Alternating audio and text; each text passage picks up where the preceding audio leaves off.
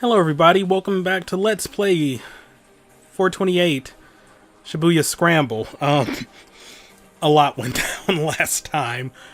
A lot. Because essentially everybody's stories kind of intersected because of a car blowing up. Well, a van to be specific. A blue van to be even more specific. Because Minorikawa was right there when it exploded, as you can tell by his face. Kano was quick to arrive on the scene. Achi was also there because Hitomi was headed that way since, that was her goal, to find the blue minivan. Maria was nearby, but now she's been taken hostage by the man with the cane in an effort to lure out Hitomi and Achi. And Osawa was called into his living room to receive some news about the van because Tanaka was identified as the body that was in the van when it exploded. Unfortunately, Minorikawa doesn't know this. He believes that it was Toyama, because he got a call from Chiaki about that, so I don't know. It can't be Toyama, because he was walking away from Maria after she found Hana, and as she was waving goodbye to them, the van exploded. So I really do think it's Toyama trying to, trick the debt collectors into thinking he's dead. I don't know. It's getting real out there. It's getting real. But, let's go. Start with Minorikawa. His face might be a little dirty, but he's still the same old Minorikawa. Minorikawa needed to get back to the editing office right away. But despite the urgency, he barely stumbled along. He was swaying on his feet, only half aware of where he was even going. No, this is all some sick joke. He just couldn't accept that Toyama was dead. He let out a lifeless sigh. A cynical smile crept onto his face. The man always did insist on having his own way, but killing himself. Back when he was still a novice reporter, Minorikawa had written a piece about a middle school girl who'd committed suicide. The school had made a statement denying that bullying had been a factor. And so most of the media had reported that she had suffered a nervous breakdown over entrance exams. A period of mental illness manifesting as panic disorder, stress-induced anxiety, or the like. The term is commonly used to refer to serious health issues such as schizophrenia or bipolar disorder, manic depression, as well as the buildup of more minor stresses as part of everyday life. Because it is so broadly and vaguely defined, it is generally avoided in psychiatric contexts. But something about the case had kept nagging at him. Had her death really been a suicide? The more people he interviewed about the incident, the more his doubts grew.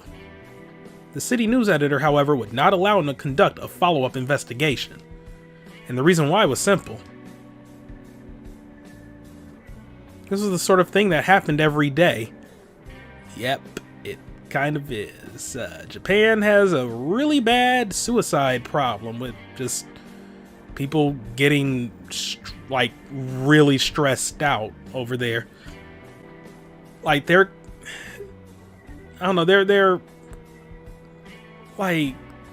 the culture over there of being really collective. It has its upsides and it has its downsides. One upside, just using a more current example, the whole COVID thing. Over there, telling people to wear masks to avoid getting sick and to avoid others getting sick if they're carriers of the virus. Because of their collective nature, they're more likely to go along with that. Whereas over here in America, well, you've seen some of the protests, people having breakdowns, just going insane at the mere suggestion of wearing a mask when going out in public. Like, there was a video of a woman in her car crying, like, I can't see people's faces. I can't hug people's babies. Like, dumbass, I don't want you hugging my baby in the first place. I don't know you. But yeah, like, that's more so a positive over there. Like, they're more willing to go along with things that will, like, not allow, you know, like, their fellow citizens to get sick. But by that same time, that can be a detriment. Like, that huge collective nature can be a detriment in the, like, workforce, with just, like, teams and people feeling that, like, they have to be a major part of the team, and if they're not able to keep up with the demands, then yeah, like, that's just really highly stressful for them. And that's why there's that suicide forest over there, which is like a really big suicide spot that one of the Logan, or one of the Paul brothers, I don't know if it was Logan or the other one, I don't give a damn, they're both stupid, but yeah, like, he was in the forest, like, oh hey, look, a dead body, fucking moron. But yeah, like, stress is a big deal there. And like, there's been stories of, like, idols who have been, like, highly stressed out, and like, even ones that have been assaulted, but if they speak out, like, oh, you're letting down the company and you're causing, like, worry for your fans. And like, there was an idol over there who was legitimately, like, I think she was assaulted by, like, I don't want to say Yakuza, but it was something crazy, like some, I don't know, like a rival sent some thugs to beat her up or something. The story is hazy in my mind, but I do remember it was documented that she was attacked, and there was proof, but her company actually had her apologize for causing the fans to worry. That's some bullshit. But yeah, it's twofold over there. Like, so the stress that Japanese people face, it is there. It is there. So I don't know. But I mean, stress and depression and all that stuff, there's been a rise of it worldwide. So could be attributed to different factors going on. Could be attributed to the fact that we're better able to spot stuff like that now when we didn't know or cared in the past. Anyway, this is getting a little too real. Let's dial it back. They couldn't waste time on a case that was already on the books. It was more important for a reporter to find new stories than to squander time engrossed in a case that was old news. Norikawa understood the editor's decision well enough, but that didn't mean he had to like it. He'd been sulking up on the roof, slowly nursing a cigarette, when the paper's local news copy editor, Toyama, happened to drop by. At a newspaper, an employee who evaluates the quality and suitability of a reporter's copy and coverage, effectively the boss of a group of reporters, however, I am destroying the grammar here. Effectively, the boss of a group of reporters. However, the copy editor typically works under a section editor who has the final say about what makes the page, a middle management position caught between upstart reporters and an angry section chief. Did they say no to the follow-up interviews? Toyama asked. About that girl's suicide? The name of the girl who killed herself was Chiharu Fuyutsuki. After reading her diary, Minorikawa became convinced it wasn't an ordinary suicide. 6 years from now, Minorikawa will run into a certain teacher, and the investigation into the student's death will be reopened. But that's another story for another time. So, was there going to be a sequel to this? Was there? I don't know, I didn't really look up much about the game, except it was a visual novel. It originally came out on Wii, and it got really good scores. I will look into this. Yeah, Minorikawa expelled a plume of his smoke along with his sigh. Nothing tasted quite as bad as a cigarette when he was down in the dumps. So what are you going to do? I'm not going to do anything, Minorikawa said. Editor told me no. Oh, editor said not to? You sound like a child. The rebuff made Minorikawa's temper flare. There are other interviews to do. I want to follow up on this, but there isn't any time. You dumbass! Toyama hauled off and hit him right across the face.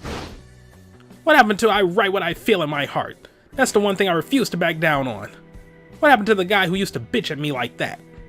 Toyama's words hit their mark with painful precision. The interviews aren't over until you have what you need.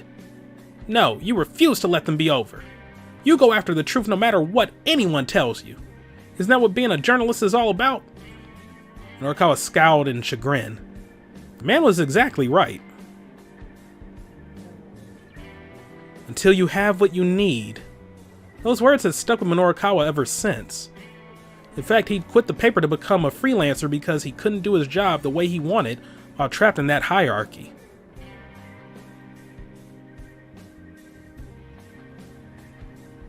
Now he wondered, what if Toyama hadn't killed himself, but had instead been the victim of a terrorist attack? But after considering the idea for a moment, he thought bitterly, so what? The reasons and the details hardly mattered at this point. What mattered was that Toyama was dead. Norikawa sat down listlessly and stared up at the sky. The blank swath of blue made him feel all the more worn out. Just what had all that day's running around been for? He felt so empty, so hollowed out by loss. .jpg, okay, not the time or place. All his motivation had drained away. He had no idea what he should do next. Hey, Minoru Norikawa, what should you do? Tried to listen to his inner voice.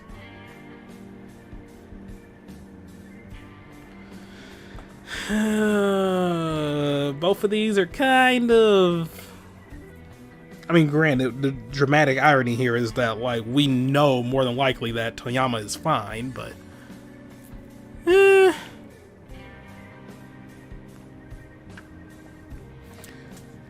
Stand up. Right now, you just need to forge ahead. Yeah. That was his only option, really. He couldn't just let things end like this, and he still didn't have what he needed for his articles, so... Norikawa took a deep breath, readying to get back on his feet. Before he could, however, a young man stumbled across his path, taking a nasty fall on the pavement. Ow. Oh, damn, that hurts. The youngster scrambled back to his feet and turned to Norikawa with a snarl. What are you looking at, pal? The young man clutched a piece of timber like a club. There was a nasty gleam in his eyes. I'm not looking at anything, Norikawa sighed. Just happen to be looking in your direction. Shut your yap. Apologize, bitch. Now. The punk raised his cudgel. What for? You tripped me, man. Ain't you gonna apologize for that? The kid had stumbled all on his own, but was probably too embarrassed to admit it. I've been there. Guess he's got to vent his anger at someone. Listen, kid, Norikawa said. It's not my fault you're such a klutz. You know, like the pedal in the car that's got a manual transmission? Oh, that's a clutch. Okay, so then like lumps of earth or clay. Those are clods, you say? Right, so then we're talking about a sort of social get-together for coffee and conversation? Huh? Ah, right, that's a clatch. Is it when you try to fix something using stuff that isn't really meant for that purpose? That's a clutch? Okay. I have never heard of klatsch before. K-L-A-T-S-C-H. Is that Yiddish? That could be German. Okay. Field trip. I'm sorry, I need to look up the origin for that. T-S-C-H. It has to be German. Oh, come on. Fine. Etymology.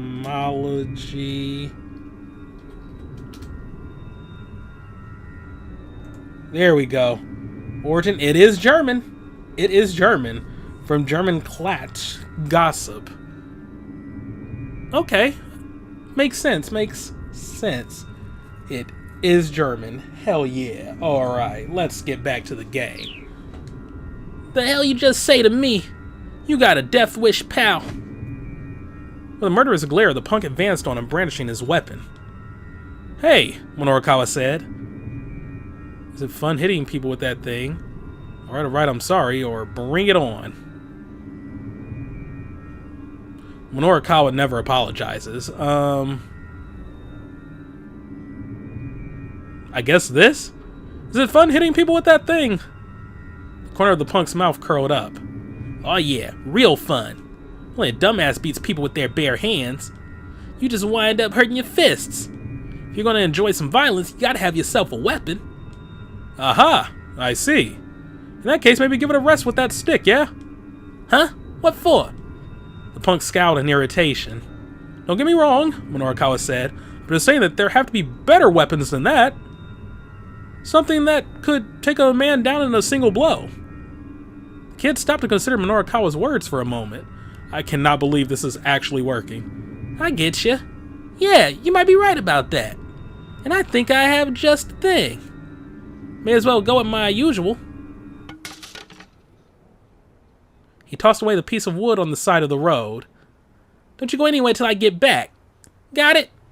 Yeah, sure thing. Minorikawa watched as the punk headed back the way he'd come. Man, he murmured, what a dumbass. Looking around, he spotted a taxi parked close by. It was Kimizuka. Didn't need a ride, sir, Kimizuka asked, all politeness as he opened the back door. If you're heading to that publishing office again, I can get you there in 10 minutes. Kimizuka's driving was as smooth as always. He wove his way skillfully through a series of back streets. There was some big explosion earlier, he explained. The main roads are all gridlocked. Yeah, Minorikawa muttered. I was there when it happened. Oh wow, really? I'm glad to see you're not hurt then. Still, what a terrible thing. That minivan, I hear someone was inside when it exploded. I'm not sure if you were aware. Yeah, I'm aware. Oh ho, nothing gets past a reporter like you, I see. Mizuka flashed Minorikawa an approving smile through the rearview mirror. How much have you heard then? Rumor has it that the person who died was a middle-aged man. Oh, huh. We taxi drivers tend to hear quite a bit ourselves. Mizuka chuckled, but Minorikawa just cast his eyes down forlornly. You look tired, sir. Yeah, I guess so. His reply was barely audible. Suddenly, someone rushed out onto the street right in front of the cab. Look out! Oh, that is death. There was a heavy thunk as the taxi crashed into the pedestrian. Screeching to a halt, Kimizuka and Minorikawa jumped out of the vehicle to find a young man splayed out on the street. Hey, the driver called. You alright? The fallen pedestrian was practically still a kid and he wasn't moving. Kimizuka hunkered down and jostled his shoulder, and his expression stiffened in alarm. Minorikawa checked the young man's pulse, but couldn't detect any heartbeat. Yeah, he hit the windshield pretty hard. Oh no, Kimizuka said. This is... Tears began to well up in his eyes. Minorikawa turned to him in surprise. You knew him? I did. Kimizuka cradled the young man in his arms. I'm sorry, but you'll have to find yourself another taxi, he said. I'm going to turn myself in to the police. Looking down at the boy's unmoving form, Minorikawa felt a pang of guilt. No, he said. I'm the one who's been asking you to drive around so recklessly all day. This is on me too. But I'll go with you to the cops. The two men decided to head to the station together to surrender themselves. There probably wouldn't be time to work on writing articles while they were being interrogated. But that was just how it'd have to be. This was the right thing to do. Minorikawa just had to keep telling himself that, knowing that it wasn't the truth.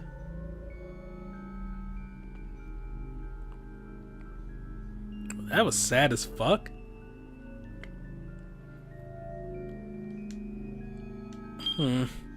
Minorikawa's day ended in disaster when the taxi he was riding in hit a young man, Achi, who ran out into the street. But why'd the kid rush out into the intersection like that? The answer lies in Achi's story. So don't have Achi run into the intersection. Got it.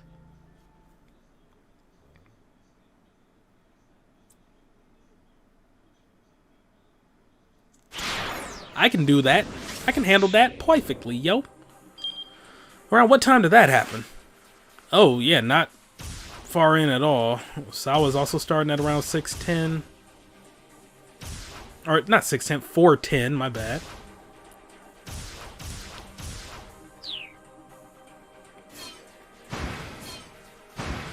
Just had to yawn there. Alright.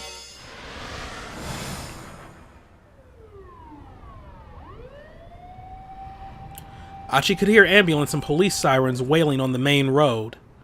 He looked down at Hitomi, slumped on a park bench beside him.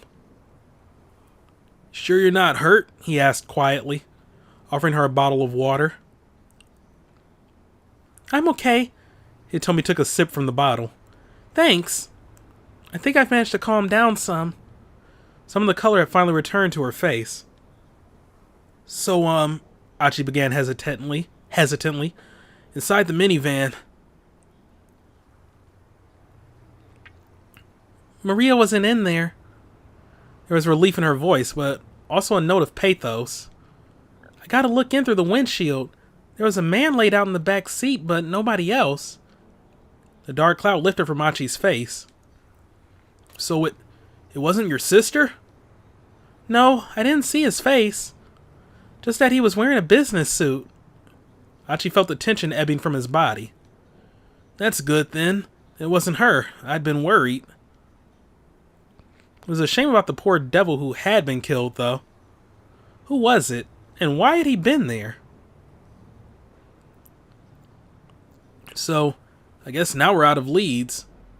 Hitomi murmured. She hung her head. "We could try the surveillance center again for now," Achi said. "It'll probably give us better odds of finding your sister than just walking around." It really would, actually. "I guess you're right. Shall we then?" Hold on. Achi had a sudden flash of inspiration. "My house is a lot closer from here. Maybe I should ask my dad if we can check the cameras from home." "You can do that?" "We have the same system at our house. I'm sure my dad will let us use them." The two got up and headed for Indo Electronics.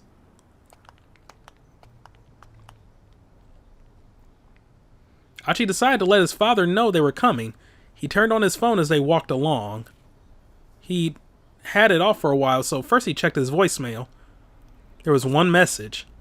Wondering who might have called, he played it back. "Is this Achiendo's personal cell phone?" "This is Dr. Saeki from Shibuya Central Hospital." Oh no. Oh no. Seiichi Saeki, heart specialist and Suzune's attending physician, a preeminent surgeon who has successfully performed the Batista procedure, wherein the left ventricle is reconstructed after a third of it has been removed. Achi's expression stiffened. He pressed the phone closer to his ear. "There has been a sudden change in Suzune's condition. I tried calling your home as well, but got no answer." Achi felt the edges of his vision growing dim. "As her brother, it will be good if you can come to the hospital as soon as possible. It's..."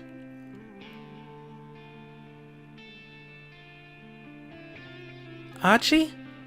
Tommy's voice was full of concern. "Sorry, just gotta make a call here." Fingers trembling, Achi dialed his house.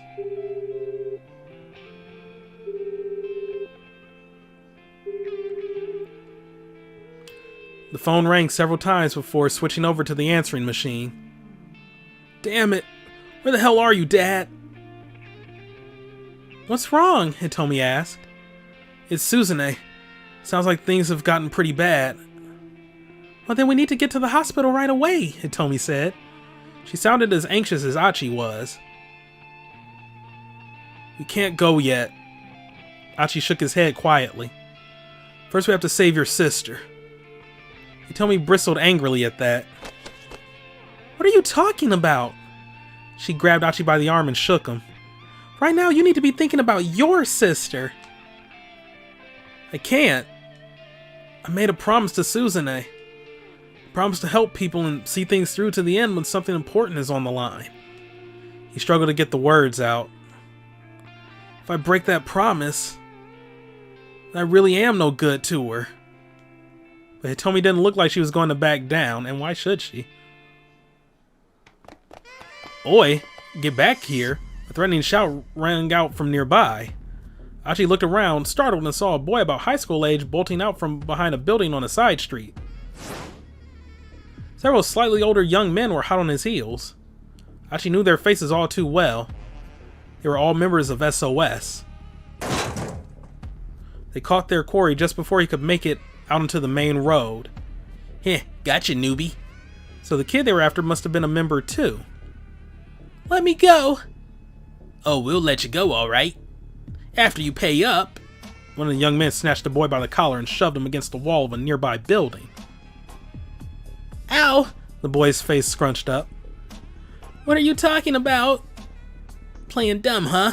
Interjected one of the onlookers. We told you that members all have to pay monthly dues, yeah?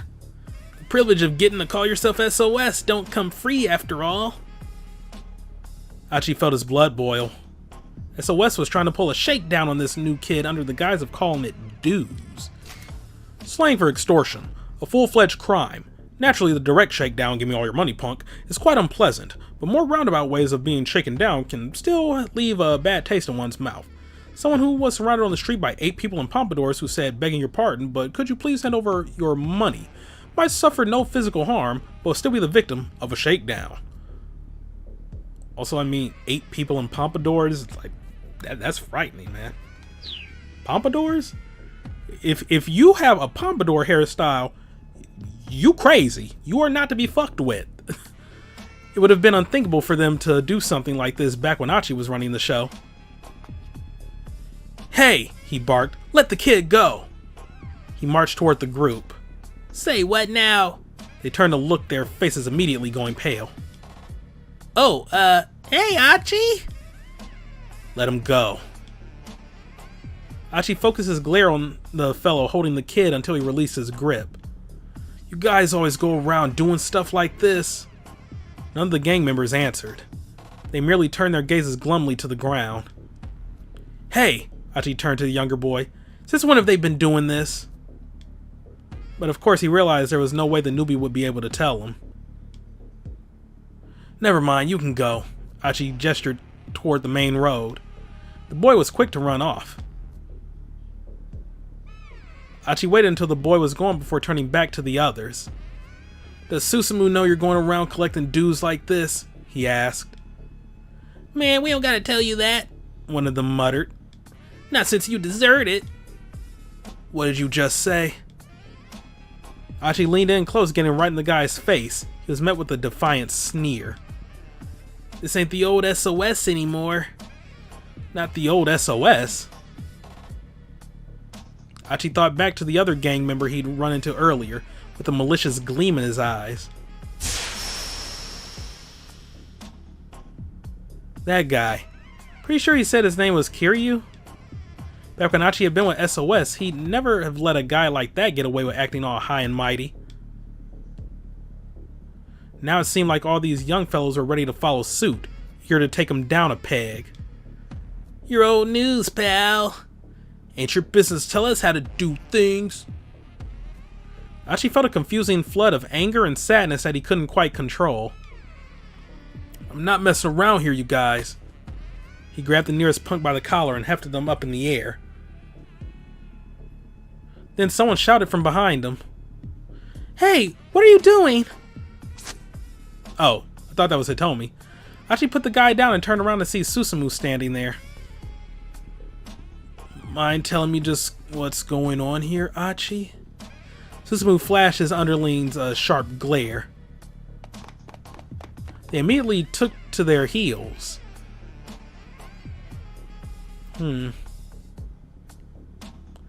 Why would he race after them? Just what the hell was going on with SOS? Achi needed to talk to Susumu. I asked what was going on here. There was a threatening note in Susumu's voice.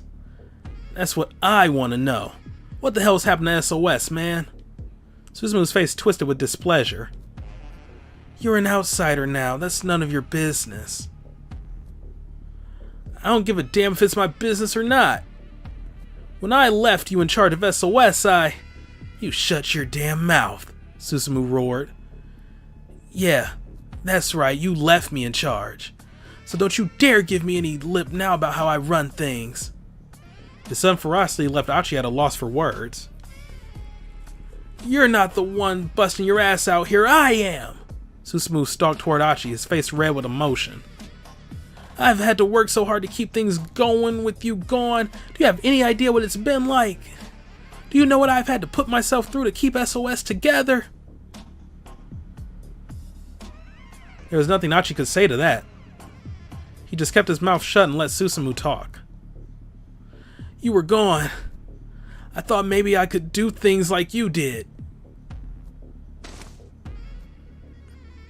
All at once, Susumu seemed to deflate a little. He hung his head, hiding his face. And if I couldn't be like you, then... Hey man, I get it. And I'm sorry. But Susumu kept his face averted. Please, he muttered. Stay out of our business. Then he turned on his heel and headed off without looking back. Achi watched him leave, feeling a painful sting.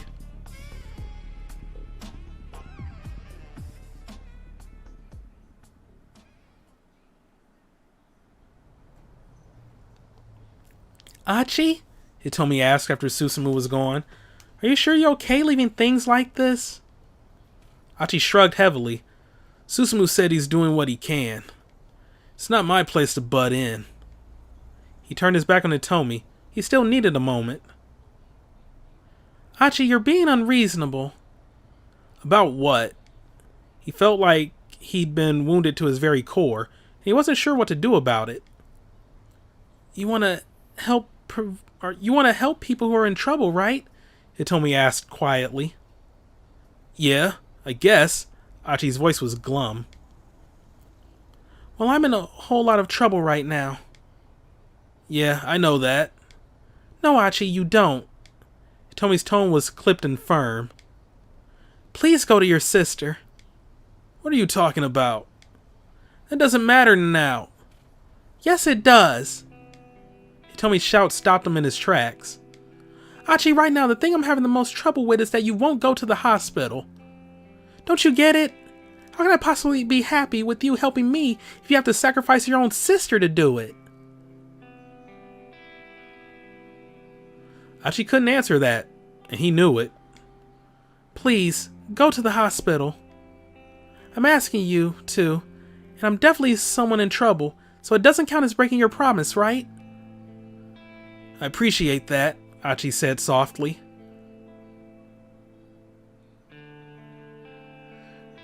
Yeah, I would not say that right now. So yeah, how about we drop by the hospital for a bit? The emotions Achi had been trying to hide now came welling to the surface. We'll go see Suzune, and after that we can look for your sister. Would that be okay with you?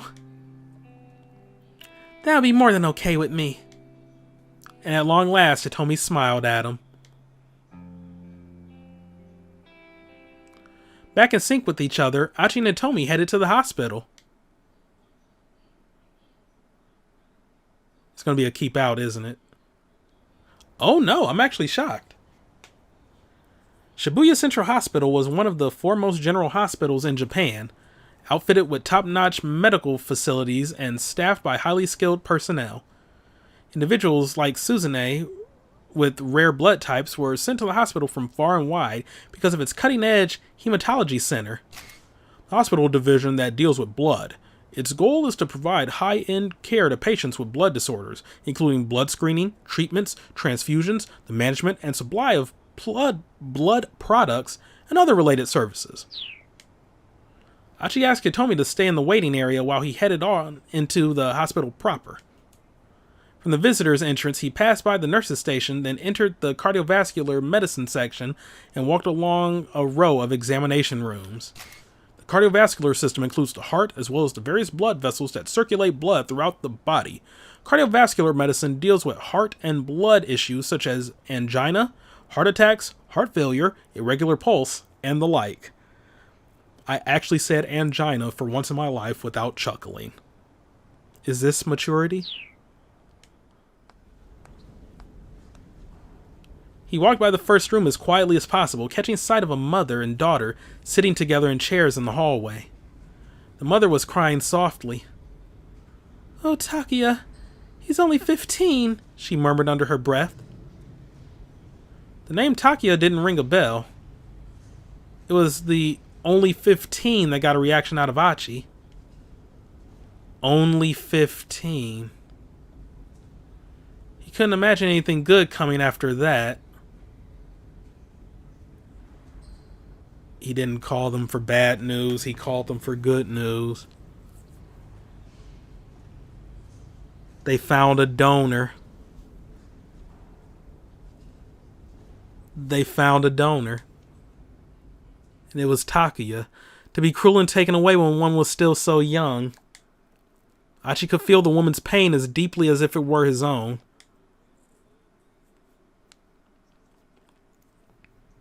But that is a thing hospitals do. I know firsthand. They don't tell you bad or good news over the phone. They would rather you come in just to tell you face to face, just so they can make sure you handle the news well if it's bad news, or won't go off the deep end, etc., etc. Especially if you're driving, because that can be a thing too. But yeah, all right. When he reached Suzune's room, Dr. Saeki, the attending physician, explained her condition. The doctor did his best to keep his explanation simple, but Achi was too worked up to process much of what he said. He did manage to wrap his head around a few things.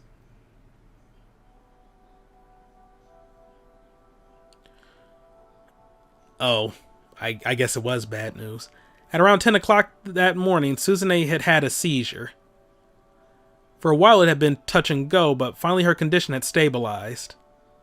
However, since she hadn't regained her consciousness yet, she wasn't allowed any visitors. That was the gist as far as Achi could tell. "What's your father doing today?" "He still hasn't come by," Dr. Saeki said. Achi wasn't sure what to tell him. It was certainly odd. There was no way his father would have rushed right to the hospital if he'd heard Suzune had taken a turn for the worse. "I'll give you a call once she's woken up. For now, you can head on home for the day." "All right. Please keep a close eye on her, doctor." Somberly, Achi went to find Hitomi in the waiting area.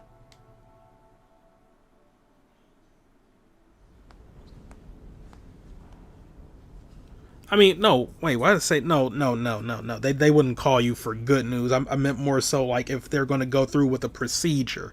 They would call, have you there in person to explain everything. So yeah, it could have gone either way. Him explaining, we have a donor, we're about to go through with it, we just want, to make sure and, have someone here and blah, blah, blah. Or, she's taking a turn for the worse, we had to call you in to tell you, blah, blah, blah.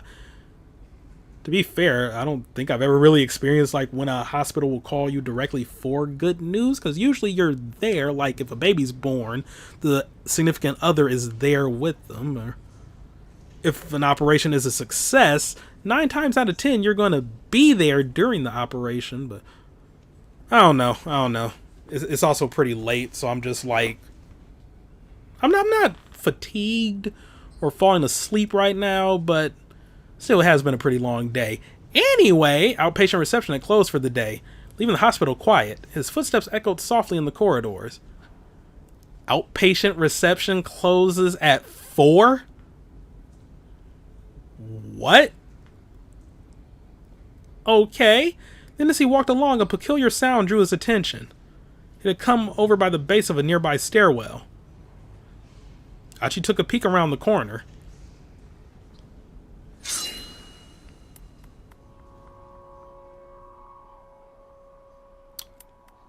Well, is that Kanan and Stanley?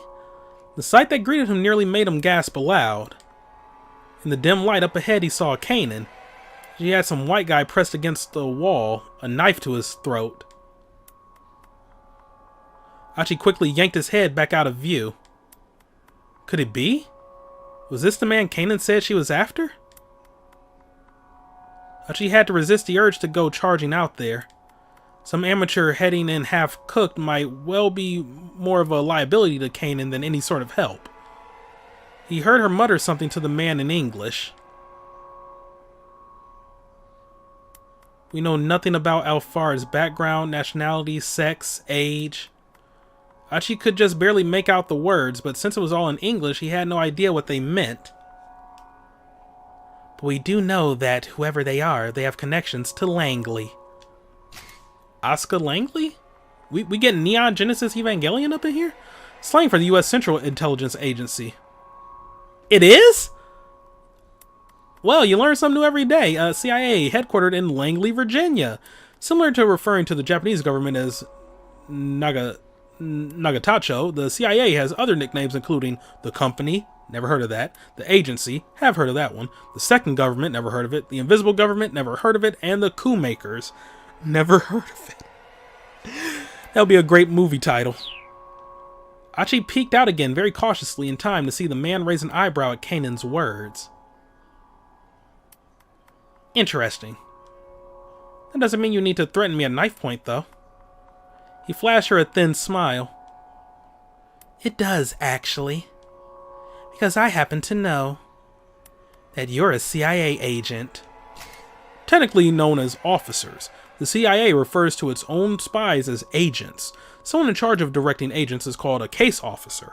Case officers are stationed at embassies across the world in the public guise of diplomats, soldiers, and the like.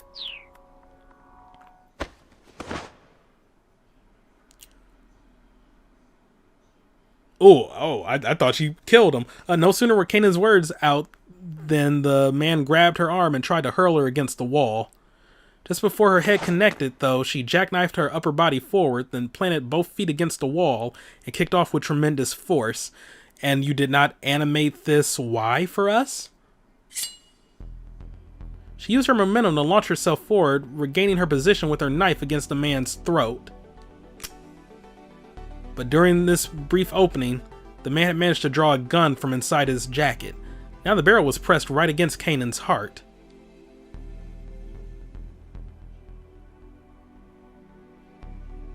Achi swallowed the lump in his throat. How about we call a truce? Kanan said softly. She withdrew her knife. Yeah, sounds like you and me are both after the same thing. The man likewise lowered his gun. With a faint smile, Kanan turned her back on him and vanished down the adjacent stairwell. She had no idea what had just happened. They'd stopped fighting though, so this guy probably wasn't Kanan's mastermind after all. If only Achi spoke a little English, he might have been able to follow their conversation. He found himself wishing he'd taken school more seriously. When he looked again, he saw that the man too had disappeared.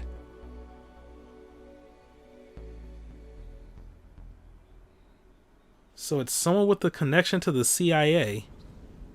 Hitomi stood up from her chair as Achi hurried into the waiting room. Or area, rather. How's Suzune? She asked. For now, she's not in any immediate danger, they said. That's good to hear. But more importantly, Kanan was here just now. What? Why? I'm not sure. I'm not smart enough to figure that out. Achi slumped his shoulders. Huh? What? I'm not quite sure what you mean. Exactly. Couldn't understand anything she was saying. Hell, he couldn't even figure out how to get through to Hitomi. May I have a moment? A voice spoke unexpectedly from behind Achi. Ooh. His breath caught in his throat as he turned around. Standing there was the man Kanan had been struggling with. What's up? Achi asked. He tried to sound as nonchalant as possible. But the man wasn't looking at Achi. You're Hitomi Osawa, is that right? Yes.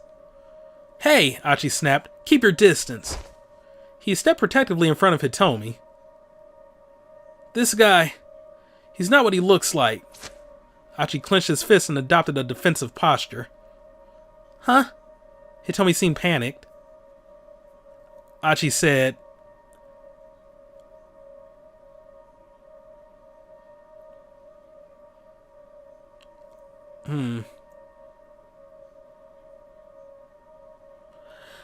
I don't think this was the case.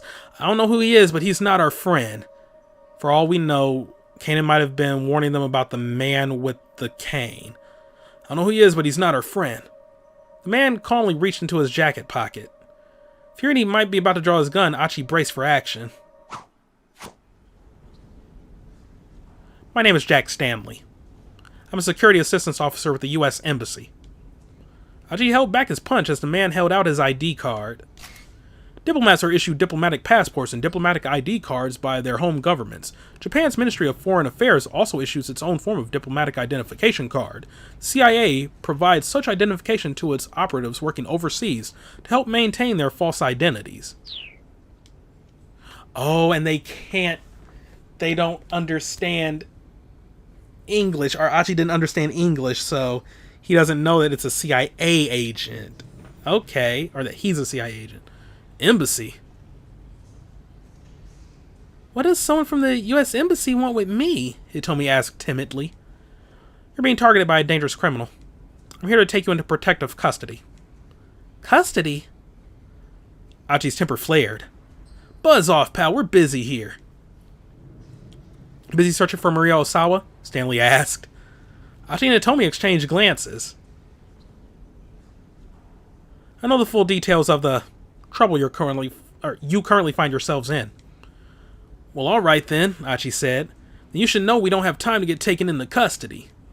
I'm afraid you don't understand the situation we're dealing with. We're up against a dangerous international criminal here. Taking reckless action is only going to put her life in danger. Don't be a fool. This is no time to play the knight in shining armor, says the guy playing the knight in shining armor. Hey! Achi was infuriated, but he couldn't think of a comeback.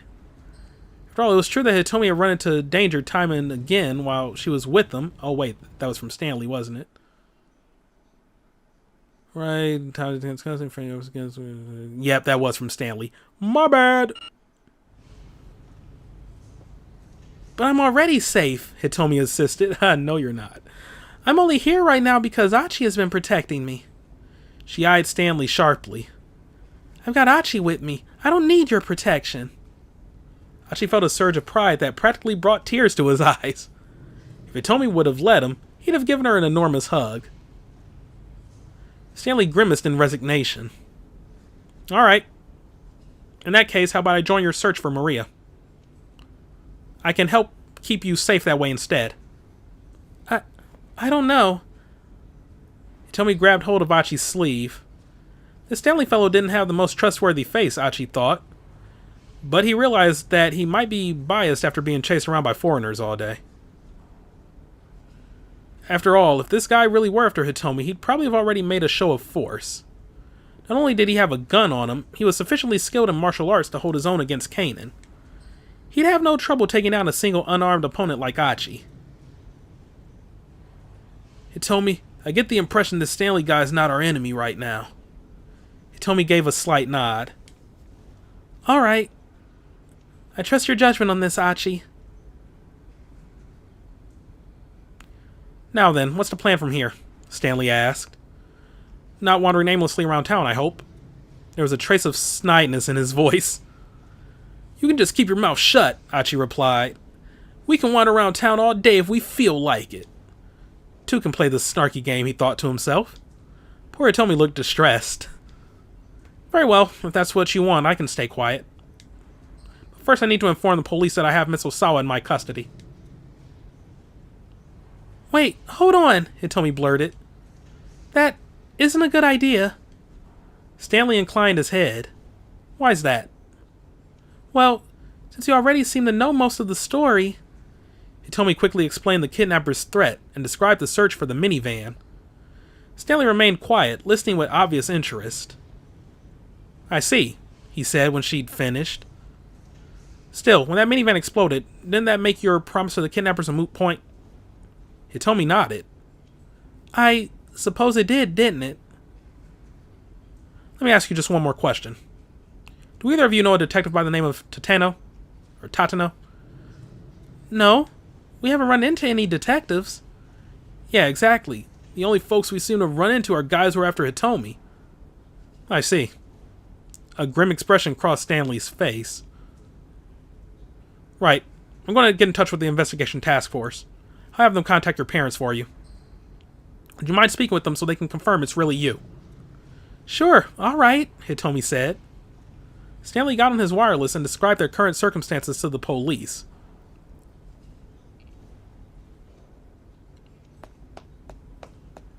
Mr. Endo, hold on. Suddenly Dr. Saeki appeared, running down the hallway. There's something I forgot to tell you. Regarding your father. Oh? Achi got a sinking feeling. I got a call from him yesterday afternoon, and he asked me something rather odd.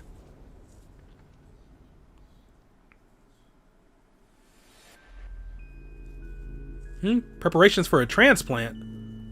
I'm sorry, I'm not entirely sure I understand what you're asking. Saki clutched the receiver. Daisuke Endo's brooding tone was more than a little disturbing. No, it's alright, Endo said. This is all just difficult to talk about, Doctor. Please forget I said anything. There's just one important thing I wanted to let you know. Yes? There's going to be a brain-dead woman coming your way at probably around 9 o'clock this evening, I expect. Her blood type is Bombay. Bombay was the extremely rare blood type that Endo's daughter Suzune possessed. Any transplant donor for Suzune would also need to have the Bombay blood type. Since she has the same blood type as Suzune, the transplant itself isn't an issue, Endo continued. The only thing I'm concerned about is whether the procedure can be done within the limited time window. And I hate to trouble you, but I just called because I think it would be best to prepare for the surgery as soon as possible. That is very worrisome. The more Saeki heard, the more disturbed he grew. It felt like he was listening this man go on about some strange delusion. Yes, he was listening, this man. Doctor, please just take good care of Suzune. With that, Endo hung up.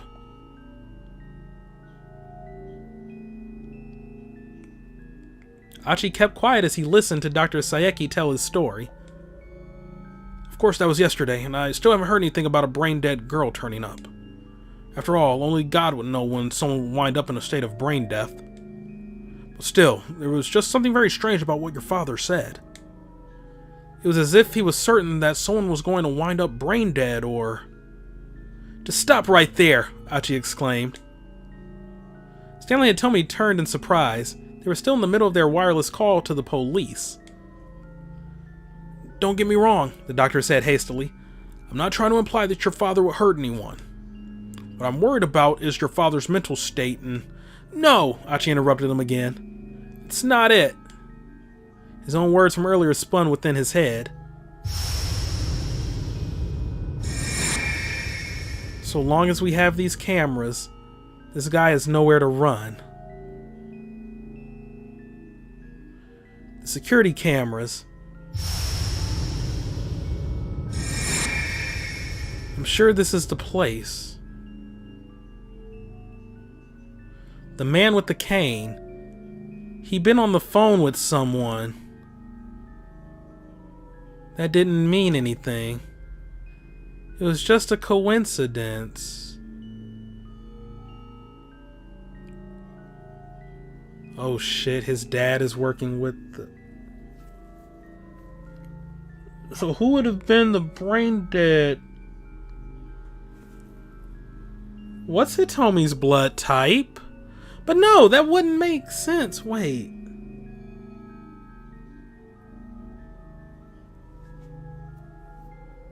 Oh shit. Okay, well this is getting deep. It couldn't be true.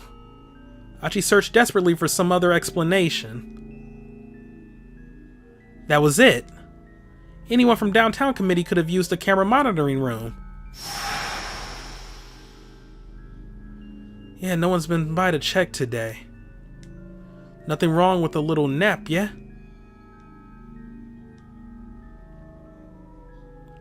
No dice.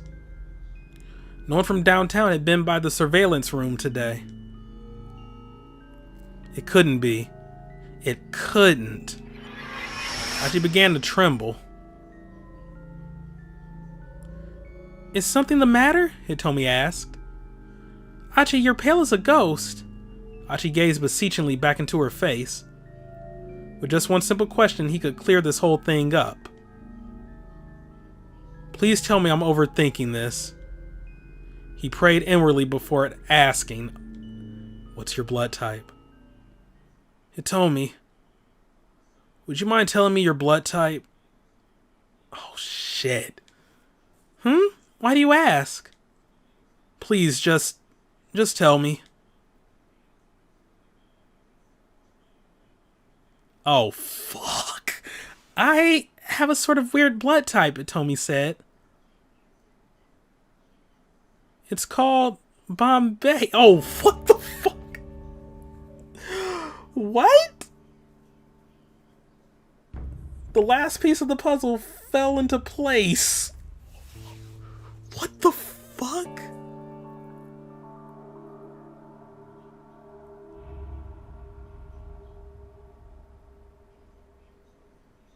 What? It'd be better off if she was dead. That's how he knew Achi's name! But that... I thought that was Tatano. That's... But why?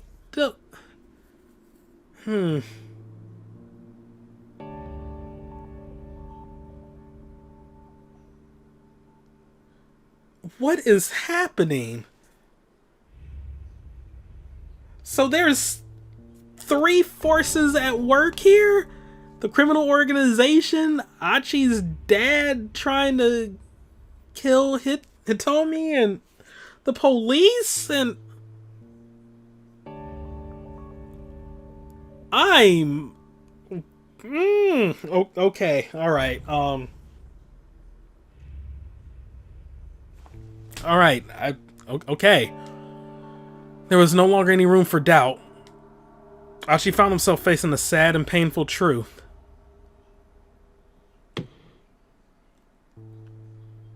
Why? Why? With an anguished scream, Achi punched the wall as hard as he could. But his fist still didn't hurt as much as his heart. Dad, why?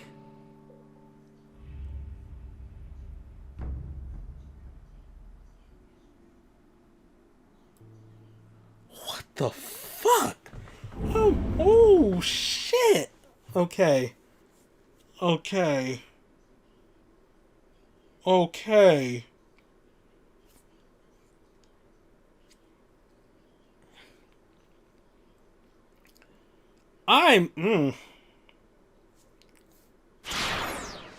Alright. So that's it for them. It's ending at 4:35? Okay.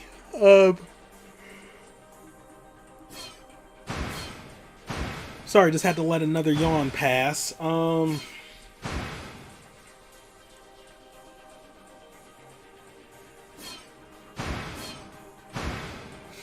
don't even know. Let's just do more Minorikawa, I guess.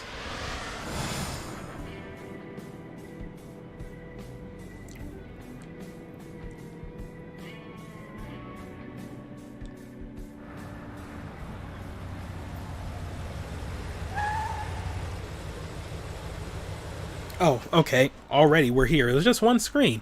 The taxi stopped outside of Heaven Publishing. Minorikawa left a 10,000 yen bill on the seat and exited the cab. He was stumbling his way toward the building when someone called out to him. Mr. Minorikawa! For a moment, Minorikawa didn't recognize the man now idling his sedan at the curb, but when he took a closer look, he realized it was Kenji Osawa. What?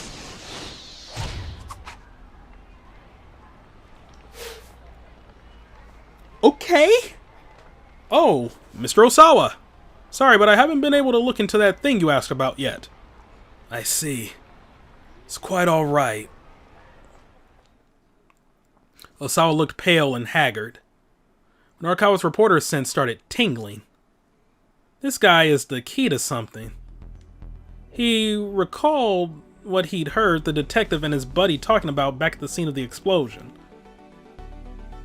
Roughly 8 hours ago, they infected Maria Osawa with the UA virus. If we don't administer Kenji Osawa's antiviral before she develops symptoms... You're caught up in something big, aren't you? How do you know that? Because, the reporter said simply, I'm Minoru Minorikawa. Osawa rolled his eyes. Well, that'll make this simpler, I guess. Get in. I'll tell you everything. Minorikawa hesitated. This might be his big chance to land a beyond incredible scoop. Yet it felt like it was too late to matter. Still, landing a major story, selling out an issue of 4-star general gossip, and putting Heaven Publishing on the road to solvency, all that was the least he could do in Toyama's memory. You don't drop a story until you have what you need. Maybe it was too late to save Toyama, but Minorikawa got in the car.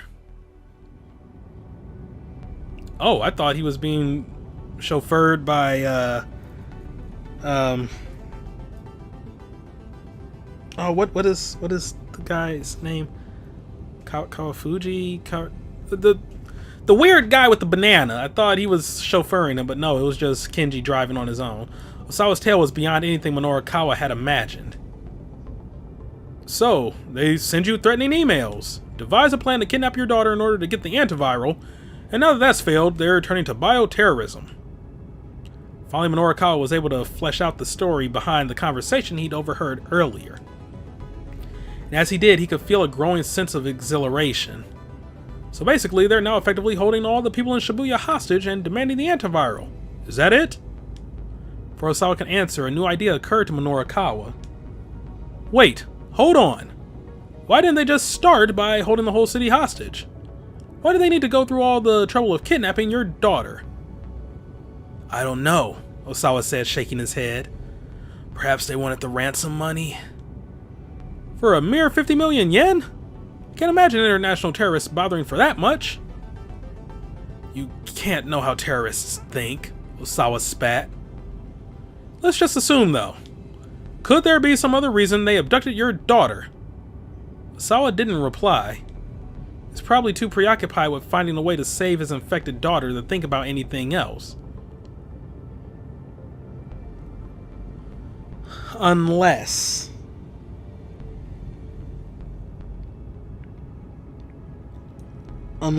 they're just, But no, that wouldn't have got the CIA in on them to stop the whole bioterrorism thing.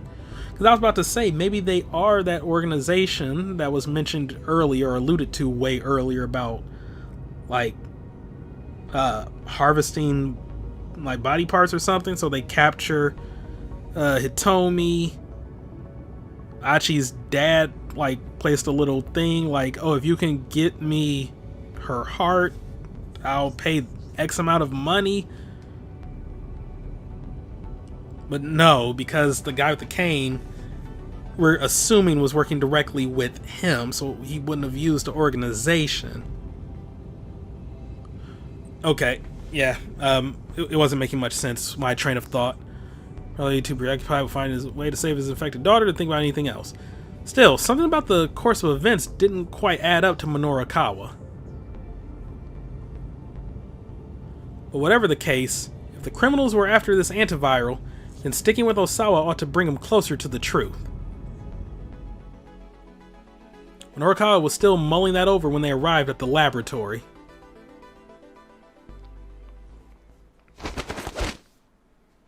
The two men hopped out of the car and were immediately rushed by a pair of security guards who subdued them in a matter of moments.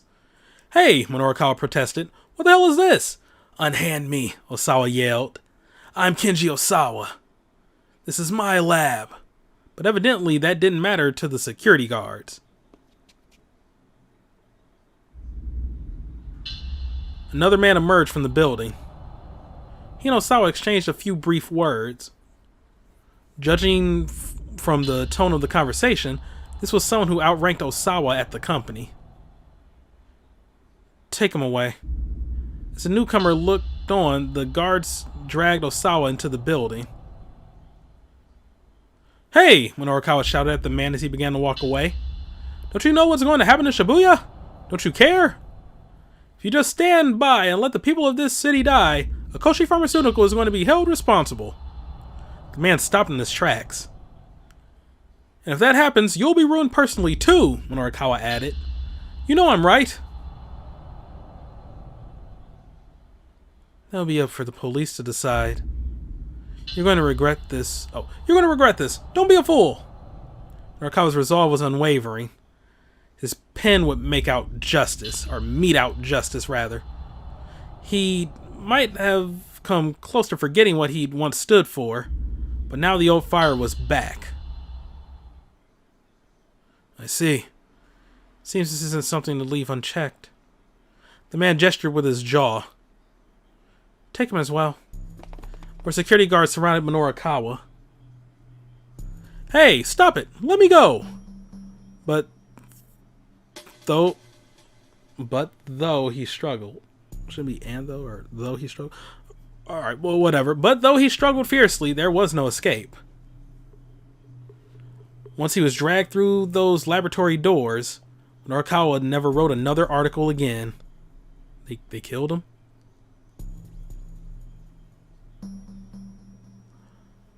Well, that was unexpected. Okay.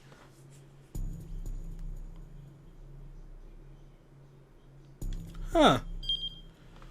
Minorukawa accompanied Osawa to the lab, but there was no getting past the security guards, and if even Osawa can't get into his own lab, there's no real reason to go there. It's Osawa who needs to decide on a different course of action here.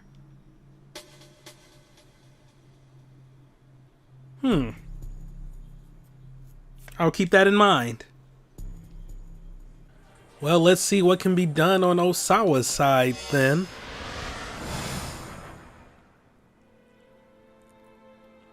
Curious as to why he would show up in the first place.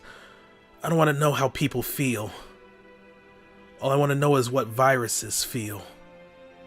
I prefer viruses, because they make no move to encroach on me from the other side of my microscope. They leave me free to let my thoughts wander as I wish. And while it may be true to say I understand viruses, I've never been able to understand my fellow humans. I don't know them. I don't know a single fundamental thing about them.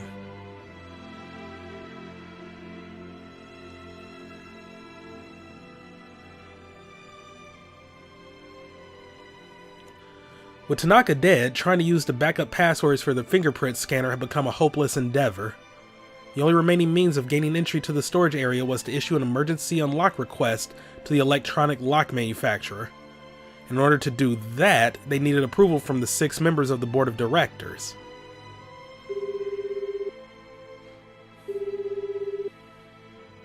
Returning to his study, Osawa called Makino's personal cell phone.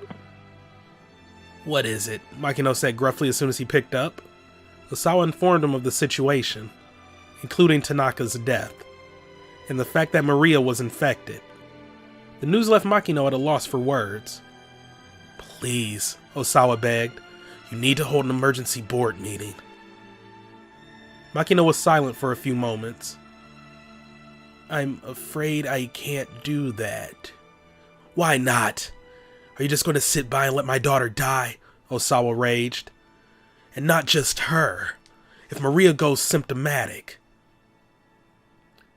If Maria goes symptomatic. That was still only an if, but Osawa was reluctant to put his fears into words. If she goes symptomatic, the Uwa virus will sweep through all of Tokyo. I realize that, Makino replied, but one of the board members is overseas on business. Holding a meeting is impossible. Hold a Zoom meeting, my dude. Despite the gravity of the situation, he sounded astoundingly nonchalant. Osawa couldn't back down now. There must be some other option, like a web conference or something. It doesn't help us if we can't get in touch with them, Makino huffed. He went missing a few days ago in the middle of his business trip. The head of Akoshi Pharmaceuticals' New York branch has been missing since April 25th, 9 p.m. local time. There have been no demands for a ransom, and so the New York Police Department is investigating the possibility of some other form of foul play. Feel like something that important would have come into play way earlier?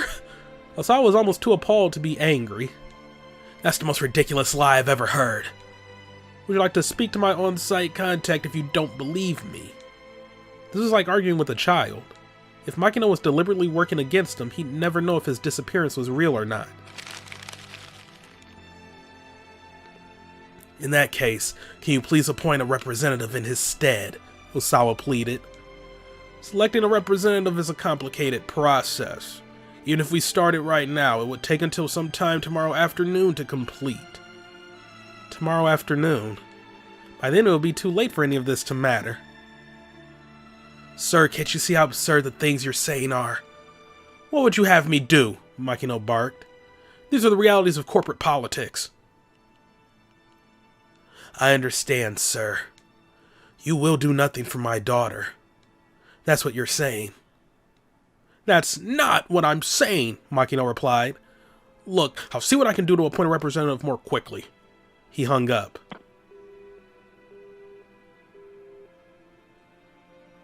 His tone had suggested that waiting for an appointee wouldn't be a terribly hopeful prospect. I have no more allies, Osawa thought. All I have left now are foes.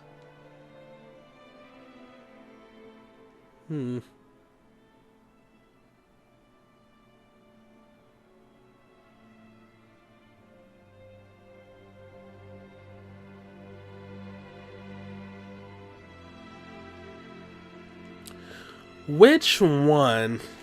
Because they said that Osawa's actions would have to be changed to avoid Minorikawa getting killed. So does that mean he can't meet Minorikawa in general? But sitting and waiting, I don't know what that's going to help.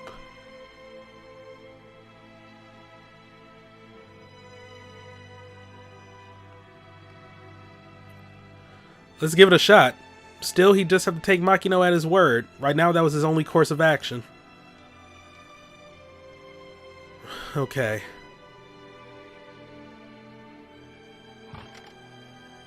Osawa sat down in front of his computer and quietly closed his eyes. If only I could just go to sleep and wake up tomorrow morning and find all of this resolved. All I'm asking for is a miracle. But he knew reality would never be so kind. He could hold his eyes shut as long as he wanted, and it wouldn't make this hopeless situation go away. He felt the anxiety welling up inside him until it seemed like he was going to explode. Needing a distraction from his helplessness, Osawa opened up IANet. He knew this was mere escapism, but he couldn't just sit and do nothing while waiting for Makino to call back. He posted a new topic with the title, Aya Fortune Teller.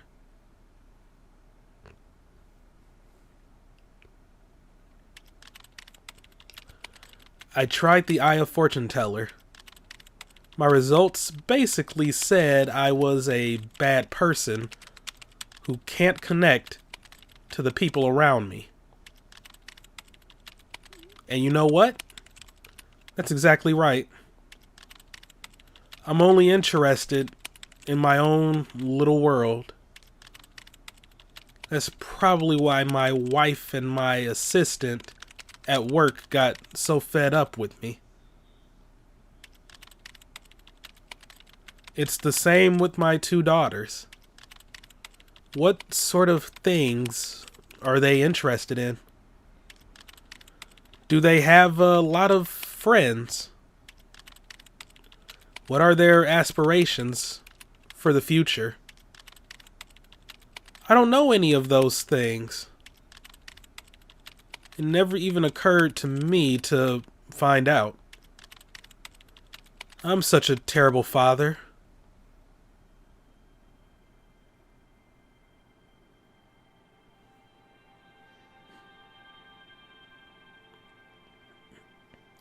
Osawa's fingers ceased their tapping on the keyboard as he thought back to when Maria and Hitomi were younger. Daddy! Daddy! The two girls would follow him around like a pair of puppies. Their father was their everything. That much was clear just by looking at their faces. He'd felt a ticklish giddiness at having his girls cling to him, so he'd never felt anything like it in his life. But there were times where he also found it tiresome.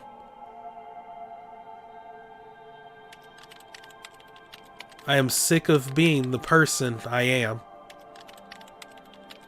There's nothing I can do about that, though. I'm sure it's far too late for me to change. He poured out all his negative emotions into his post. It felt like stream of consciousness drivel, but he didn't hesitate to write it down all the same. He wanted other people to know what a miserable excuse for a human being he was.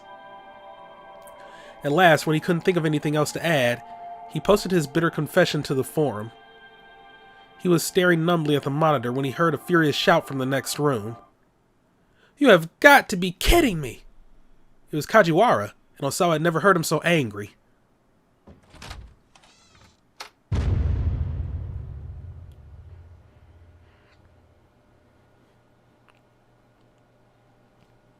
Osawa headed into the living room and found Kajiwara embroiled in a vehement argument with the other detectives. I don't care what HQ's policy is. I will not just quietly go along with this. Kajiwara had already screamed himself red in the face. You're out of line, snapped one MPD detective. Kiichi Sawatari, with the Metropolitan Police Department's first criminal investigation section. Having heard of Kajiwara's past deeds from his friends at the Shibuya precinct, he recommended to his boss that Kajiwara be assigned to the investigation at the Osawa residence. After seeing the detective's interactions with Osawa, he is confident that his recommendation was in the right. However, given the circumstances, he can't help but take a cold stance towards Kajiwara. Hold your tongue. I don't care if I'm out of line. You may have talent, I'll give you that, the other detective said, but you're a precinct detective, and this isn't your jurisdiction. It's not your place to question orders from higher up. Wait, Osawa thought, Kajiwara really is a real detective after all? Go on, explain the situation to Mr. Osawa. Kajiwara bit his lip in frustration at the other detective's order. Very well, he said. But before he could say more, Osawa noticed that the police equipment had all been cleared off of the table. Hold on, Osawa said. What's going on? Has something happened? Allow me to explain, sir, Kajiwara said. His bitterness showed plainly on his face. We've been recalled, sir. The MPD has established a security force, headed by members of its Public Security Bureau, to deal with the bioterrorist threat. Because the kidnapping task force has not yet found Maria, and she is infected with the virus, the task force personnel have instead been absorbed into the security force, and will continue their work under its direction. Osawa narrowed his eyes, fighting to keep the confusion from his face. What do you mean by that? He was shaking, terrified to have his suspicions confirmed. I'm truly sorry, sir, for having been unable to help you. Kajiwara gave a deep and solemn bow. But, Maria, what's going to happen to Maria? Another unit has been tasked with bringing your daughter into custody, sir. That much at least Osawa could process. You're going to place her under quarantine, aren't you? Kajiwara's lips stiffened, but he nodded. In order to minimize the spread of the virus, so I'm told. No, Osawa cried. You can't do that. If you do, there won't be any way to save her. His head spun. Please, I beg of you. You need to get Maria to me. I might be able to save her. When Kajiwara didn't respond, he turned to the other detectives. Please, you can't place Maria under quarantine. But the detective's only answer was to avert their eyes. Why are you all ignoring me? Please, you have to listen. If you bring her to me, I can figure something out. I know I can. He plunked himself down on the floor, yelling and flailing his arms like a child throwing a tantrum.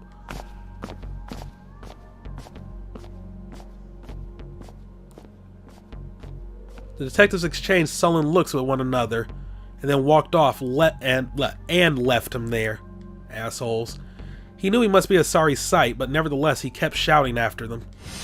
Please, don't stand by and let my daughter die.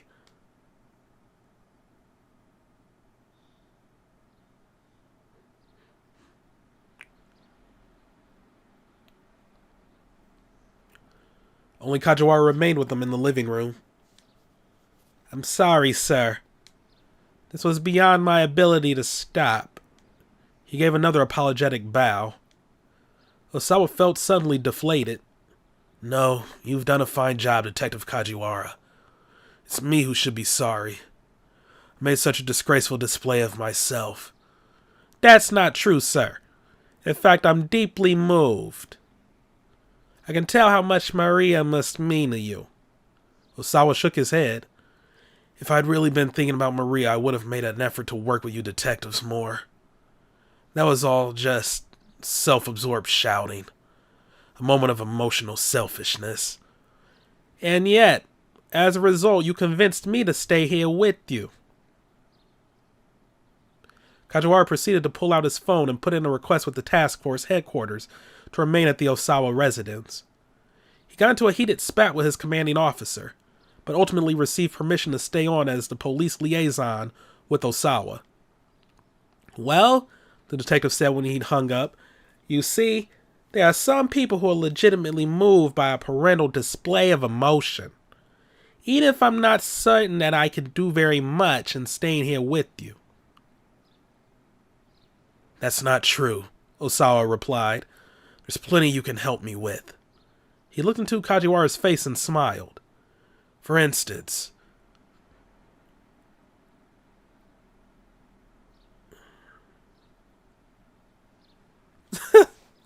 look at this heartwarming shit. Could compliment the food. He did find things that have gone missing. Yep. The banana. No. It's Chekhov's banana. Watch it come into play at like the final chapter or something. You find things that have gone missing. Ah, like that plane ticket, you mean? Kajiwara gave a bashful smile. Yes, I never found it if you hadn't been there, detective. Ha ha. Well, like they say, you can never find something when you're looking for it. Then a hint of sadness came to Kajiwara's eyes and his voice grew quieter. My daughter. She had this little toy ring that she loved. She lost it in her house somewhere. I didn't realize you had a daughter, detective. She just started grade school this year. Oh, really? She must be adorable. Well, I don't get to see her as much as I'd like. A lonely sort of smile crossed Kajiwara's face. Why's that? Doing this job caused me to neglect my family. Finally, about 2 years ago, my wife hit me with the divorce paperwork. Wanted to be able to keep our daughter with me, but, well, the law tends to favor the mother when it comes to custody issues. The detective pulled 2 bars of chocolate from his pocket. Osawa accepted one, but said nothing. The toy ring she lost, I bought it for her as a birthday present. She loved it so much, she cried and cried when it was gone. Looked all over for it. Detective bent to his own chocolate bar with a soft snap. So then later, this toy ring, I found it after my wife took our daughter away. And do you know where it was? Osawa shook his head slightly. Under my daughter's mattress. Fell out when the bed was being taken out of her room. Isn't that funny? And it was somewhere I never would have found if she'd stayed. Another sad smile came to Kajiwara's face before he went on. I guess there wasn't much point, though. Finding it after she was already gone. The man had lost his daughter. Osawa couldn't help but sympathize. Here was someone he could really talk to. He was sure of that much now. Detective, I apologize. I've kept things from you because I was worried that they involved classified corporate information. Oh? Kajiwara's eyes glimmered with interest. Earlier today I received some emails. They could be pertinent to the case. Would you mind letting me see them? Osawa shook his head. On the contrary.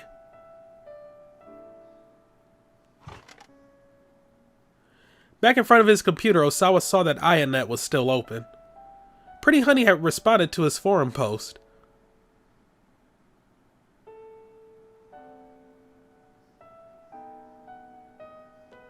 No, one moment, just let me read this. Osawa read the response. Because if that is who I think it is, because I think that might be Rumi's dad. I got the same result. Do you really think it's too late? Don't give up hope. Hang in there. It's never too late. Every family has its share of problems. Like you'll never find one that doesn't, I'm sure. When it comes to family, there's no such thing as game over. So don't let it get you down, Julie. Besides, I did learn one thing from reading your post. In the end, a father's happiness is his daughter's happiness. Kajiwara peered into the monitor. A young girl is posting to a forum for people 40 and older. Oh, wait, no. A young girl is posting to a forum for people 40 and older. It's Pretty Honey. She always replies to my threads. The detective furrowed his brow. I see. Is something the matter? No. That last line there just has me curious is all. A young girl writing something like that? Well, that's neither here nor there right now. Let me see those emails if you would. Yeah, that has to be Rumi's dad. Osawa opened his email. I mean, the game hinted at it earlier, but now I think it's like set in stone. He pulled up the images of the human testing on the monitor. What is this? Kajiwara stared at the monitor as if unable to look away. These are images from unauthorized clinical testing of an antiviral drug I developed, carried out by my company without my knowledge. Images of a... I'm sorry, what was that? The detective frowned at the unfamiliar terminology. In simple terms, the antiviral is a wonder drug to combat the UA virus. Hold on. Maria is infected with the UA virus, isn't that right? Yes. It was a species of virus discovered in South Africa relatively recently. Roughly 12 hours after infection, patients develop a cough, then a fever, then begin vomiting, and ultimately begin to bleed uncontrollably from all over, resulting in death. The mortality rate is... Osawa was reluctant to say it. Kajiwara held his breath, waiting. It's nearly 100%. Kajiwara shuddered. But, wait, he said after a moment. If you have this wonder drug, then Maria... Osawa shook his head. Without Tanaka, I have no means of getting it out of the lab. Kajiwara's frown deepened. I see. It may not be much to go on, but I think we can put together at least one piece of our little mystery here. Something difficult or impossible to explain. An enigma. You see plenty of books titled The Mystery of Such and Such or The Secret of Whatever on bookstore shelves. When you read them, you're invariably disappointed by the mystery not being that mysterious after all. Pardon me one moment. Is he going to put in a police report to, like a warrant to have them open up the thing? That'd be nice. Kajiwara inspected the email of the sender, A, then brought up the mail header. You don't see email addresses like this much. It's seemingly from a foreign country, but that may be fake. You can tell that just from the email? Yeah. The detective flashed a little grin. Take a look here. So if we just do this, and then this... His fingers flew over the keyboard, calling up the header details, singling out the received from field. This set of 4 numbers at the bottom is the sender's IP address. Think of it as an ordinarily hidden location marker of sorts.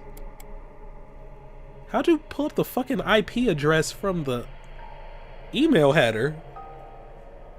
Wait, let me learn how you did that. Shit, that can help out with my job.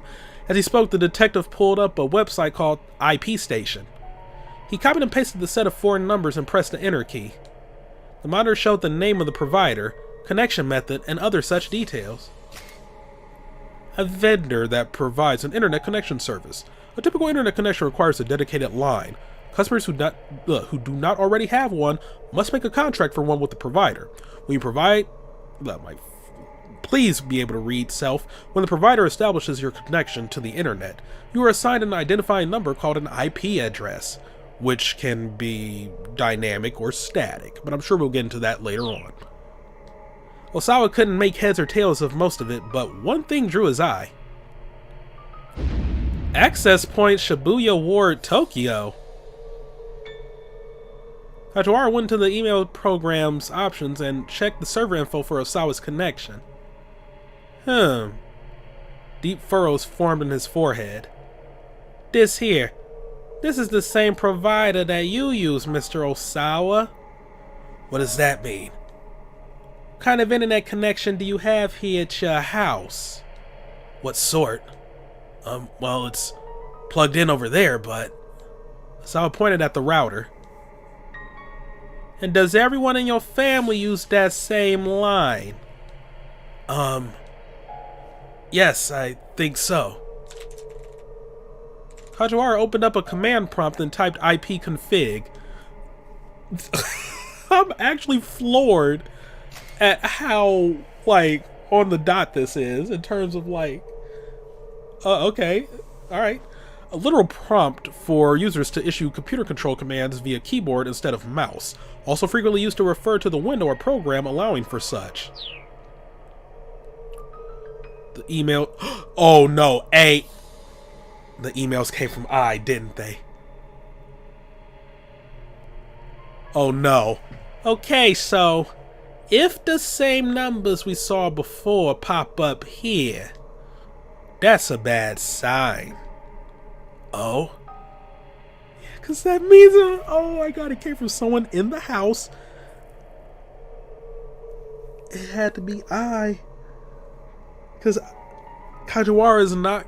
not Kajiwara. Tanaka is not going to connect to their home internet to send emails. He has his wireless network. Sawa stared at the monitor. Kajiwara pressed enter and a black window covered in white alphanumeric characters appeared. Yeah, that is definitely a IP config screen. What the heck?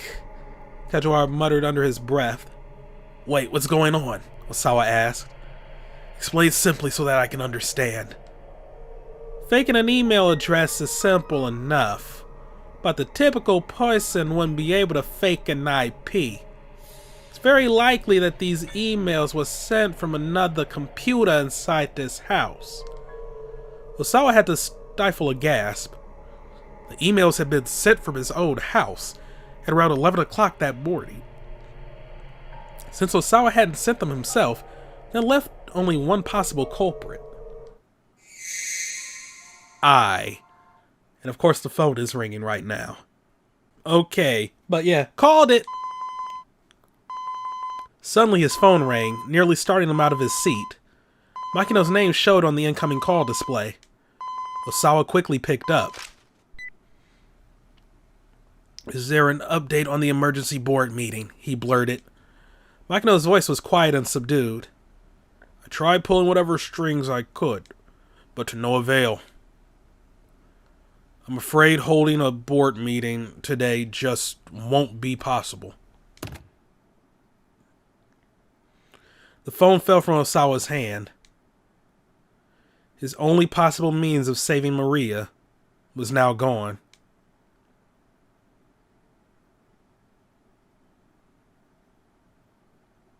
To be continued. Boy, what's with these short things? Okay.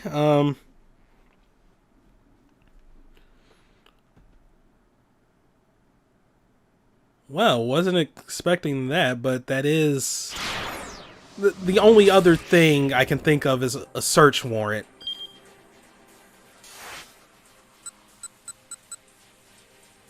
Like... That's the only thing.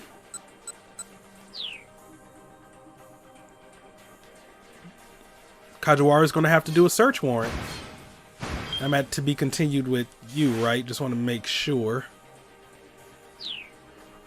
Yeah, because now he thinks his dad is... Oh, man.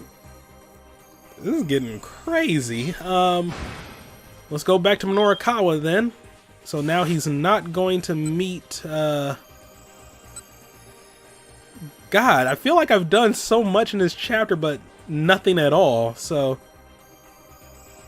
Well, at least now he's not going to meet Osawa.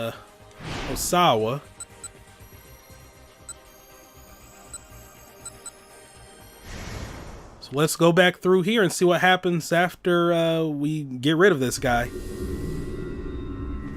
I think this might be new. I'm not 100% sure. The taxi stopped outside of Heaven Publishing.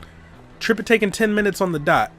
Thanks. Minorikawa left 1,000 yen bit. Oh no, yeah, we did read this, but now we're not going to see Osawa. Sir, the driver called after him. Minorikawa turned back around. Kimizuka was leaning out the window to point at him. Isn't called work because it's fun, sir. The day will be over soon enough. Just hang in there a little bit longer. The driver finished with a knowing grin. Minorikawa cracked a ghost of a smile. Maybe his spirits had been lifted just a tiny little bit. Thank you, he replied. You're a true friend of the working man.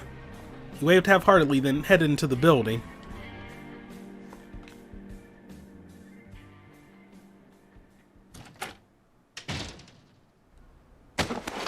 Mr. Mino! Chiaki threw herself at him as soon as he opened the door to the editing office. News of the explosion was playing on the television. Minorikawa marched straight to his desk and opened up his laptop. While it booted up, he tried to get a handle of the current situation. Where are the folks from the loan company? He asked. They're here, Chiaki said. I have them waiting downstairs. Do they know Toyama's dead? I'm sorry. I kind of let that slip. What about Hana? I'm not sure. I haven't heard from her since she called earlier.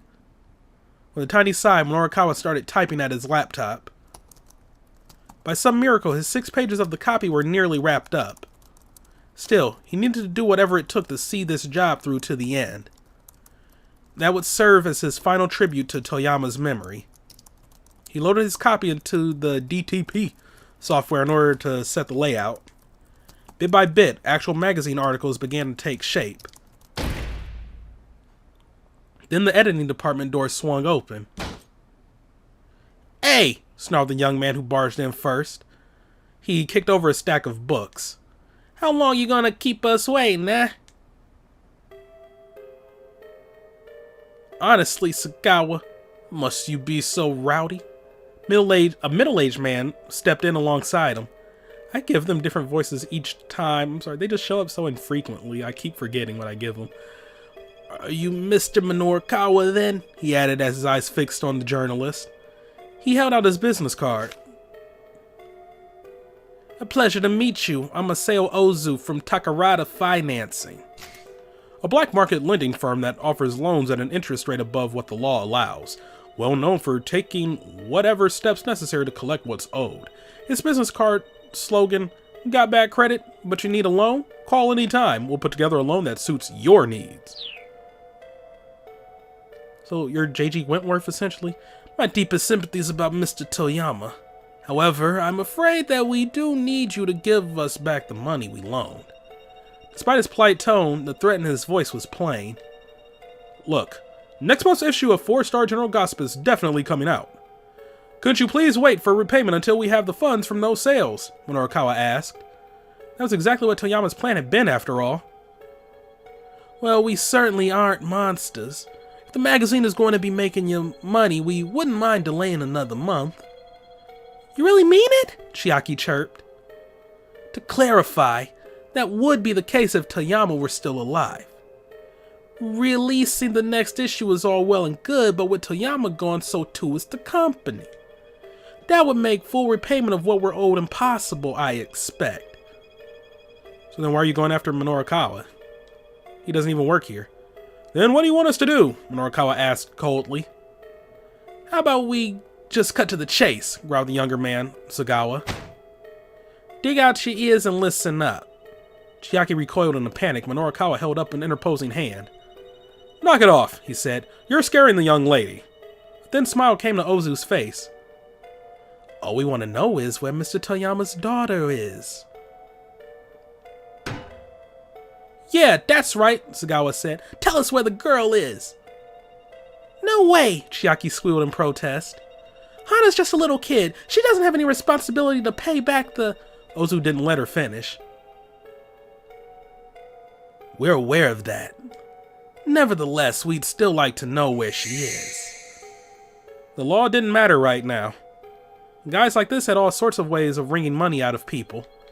It was clear from the looks in their faces that Ozu and Sagawa had some wicked scheme up their sleeves.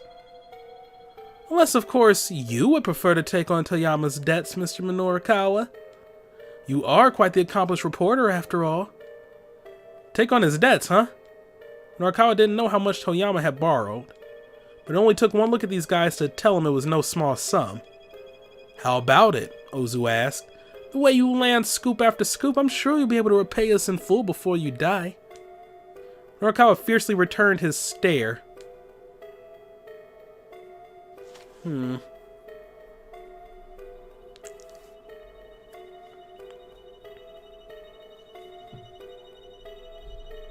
Minorikawa doesn't back down. Alright, I'll take on the debt. Minorikawa's tone was resolute. But not just yet. Let me finish up this job here first. Very well. I suppose we can wait at least a little while longer.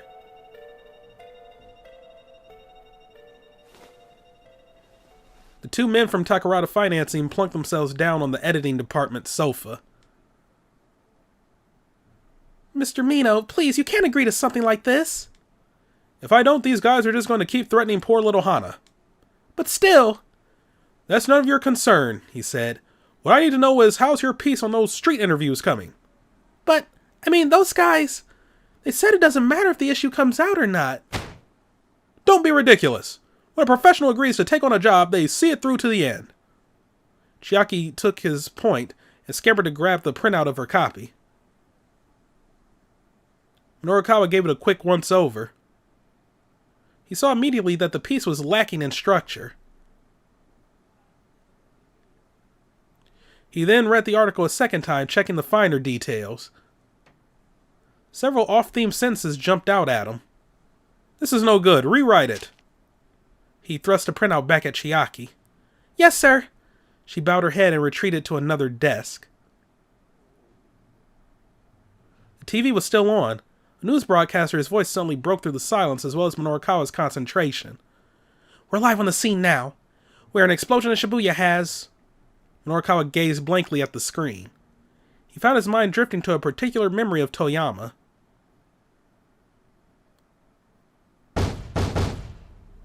The door looked like it might fall apart at any moment, but Minorikawa didn't care. He pounded on it as hard as he could. The Toyama nameplate popped off and fell to the floor. It was hard to believe this dilapidated apartment was the home of a newspaper editor who'd worked his way up from reporter. Hey, Toyama, get your ass out here! The sound of Minorikawa's angry shouting, other tenants on the floor poked their heads out of their rooms to stare. He paid them no heed, continuing to call out. Eventually, Toyama opened the door, dressed in his sweats and undershirt. Quiet down, you moron, he snapped. Come on in. I hear you tendered your letter of resignation at the paper. Minorikawa sat cross-legged on the tatami-covered floor. Tell me why. Toyama quirked a lopsided grin. You want to know why I quit, huh? All right, lean in close. Minorikawa peered at him dubiously. Huh? Why? I don't want anyone overhearing this. Resigned, Minorikawa leaned forward and turned his right ear toward Toyama. The man's warm breath against his cheek was pretty unsettling. At first he had trouble concentrating on Toyama's story. But when the older man got to the crux of the matter, he found himself listening with rapt attention. By the time Toyama finished, Minorikawa was unable to suppress his shock. You're starting your own publishing company? Not so loud, damn it! Toyama shushed him with a finger to his lips. He looked around warily as if there might be spies in his own apartment. Right, but a publishing company? Minorikawa said again, more quietly this time. What are you doing for your distributor account? All booksellers were required to use a wholesale distributor to circulate their publications. To do business with such a distributor, a publisher needed a specialized distributor account. You're not going to let a company with no track record open a new account with a distributor. I'm sure you must realize that. Toyama grinned, a proud gleam in his eyes. I know. That's why I bought one. You bought one? A ghost account belonging to a publisher that went bankrupt. Distributor accounts could go for tens of millions of yen. There was no way Toyama could afford that on his severance pay alone. He must have taken out a loan in order to make the purchase. Ooh. But the publishing industry was in a slump nowadays. People just weren't buying books much anymore. Starting up a new publishing company was a beyond risky endeavor. I've already decided on a name for my company, Minorikawa. Toyama's face was positively beaming. Get this. Heaven Publishing. Heaven? That sounds fatalistic. The idea is that people who work for me will feel like they're in paradise. For all his kvetching and keeping quiet, Toyama was now exclaiming pretty loudly himself. I mean, I can appreciate your willingness to take the risk, but surely your wife must have had objections, Minorikawa said. Toyama fell silent. He went and opened up the refrigerator. Minorikawa took a peek inside. The shelves were mournfully spare, holding little besides beer cans and drinking snacks. The missus left me, took our daughter with her. The scant few words painted the picture clearly enough. Toyama grabbed a can of beer and tossed it to his guest. But no more sob stories, he went on. He briskly cracked open his own can of beer. Weak foam bubbled from the top. Cheers, Minorikawa! To Heaven Publishing's big debut. He cast everything aside and was striving for a new beginning. If the man had braced himself for the challenge, it wasn't Minorikawa's place to tell him he was making a mistake. Even if it was an uphill battle, he had little chance of winning. Congrats, Mr. Toyama! Minorikawa pulled the tab on his beer can. Cheers! Two of them clacked their cans together.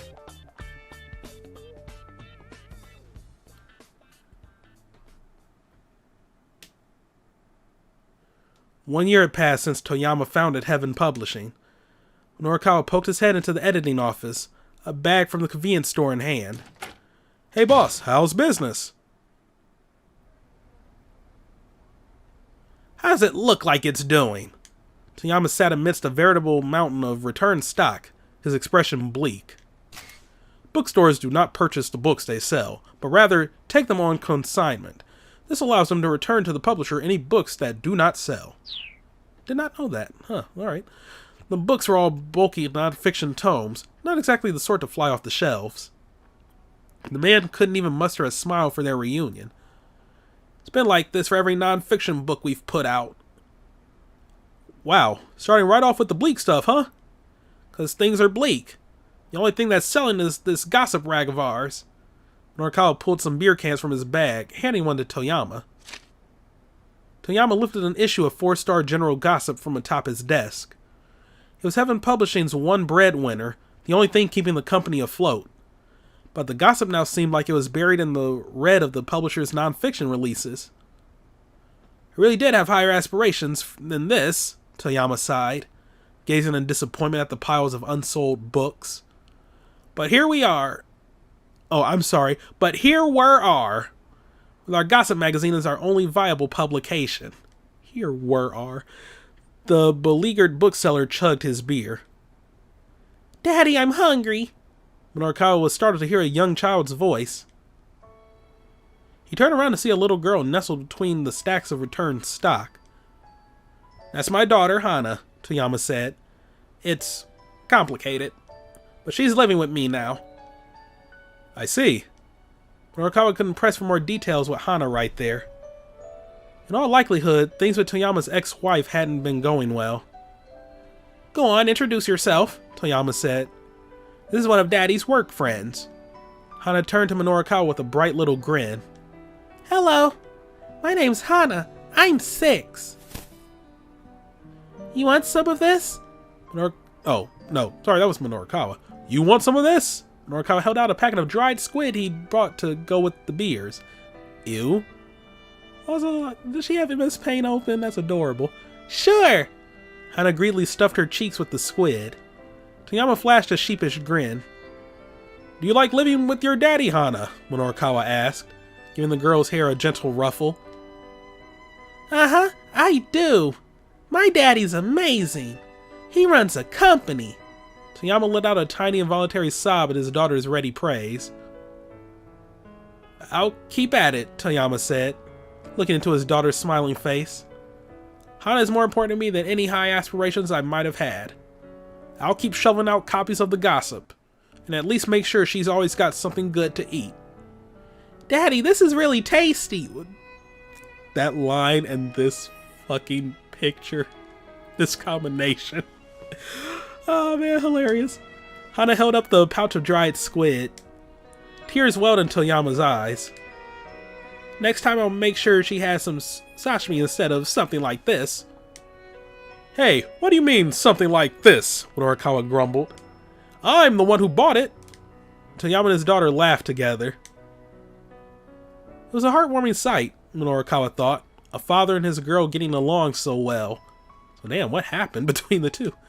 Toyama might have been a hard-hitting journalist, but when he came home at the end of the day, he was just daddy. It's only natural for the man, as a father, to put his child above anything else. There's a lot of father-daughter subplots here. Rumi and her dad, Toyama, his daughter, Hana, the Osawas. After gorging himself on snacks, Hana fell asleep on the sofa, looking well and truly satisfied. You know, Norikawa, Hana's happiness means more to me than my lofty artistic ideals ever could. Toyama kept his voice low as he regarded his daughter's sleeping face. And from that day forward, Heaven Publishing had shifted its focus to scandal rags, with 4-star general gossip as its pillar. Had that been for good or for ill? Whatever the case, Toyama had abandoned his pride. Norikawa had watched him become more and more of a miserable wretch. Norikawa snapped back into the present as a sheath of pages appeared in front of his face. Here you go, Chiaki said, radiating anxiety. Right. Norikawa gave her copy a close read over, then thrust it back out to her. What did you even fix? He asked. Could you please tell me what parts are wrong? She mumbled, hanging her head. What are you talking about? It's just, well, we don't have a lot of time here, so I figured if I just fix the parts that need fixing. Chiaki trailed off into an indistinct mutter. Is that always how you go about fixing your copy? Yes? Then you're never going to get any better.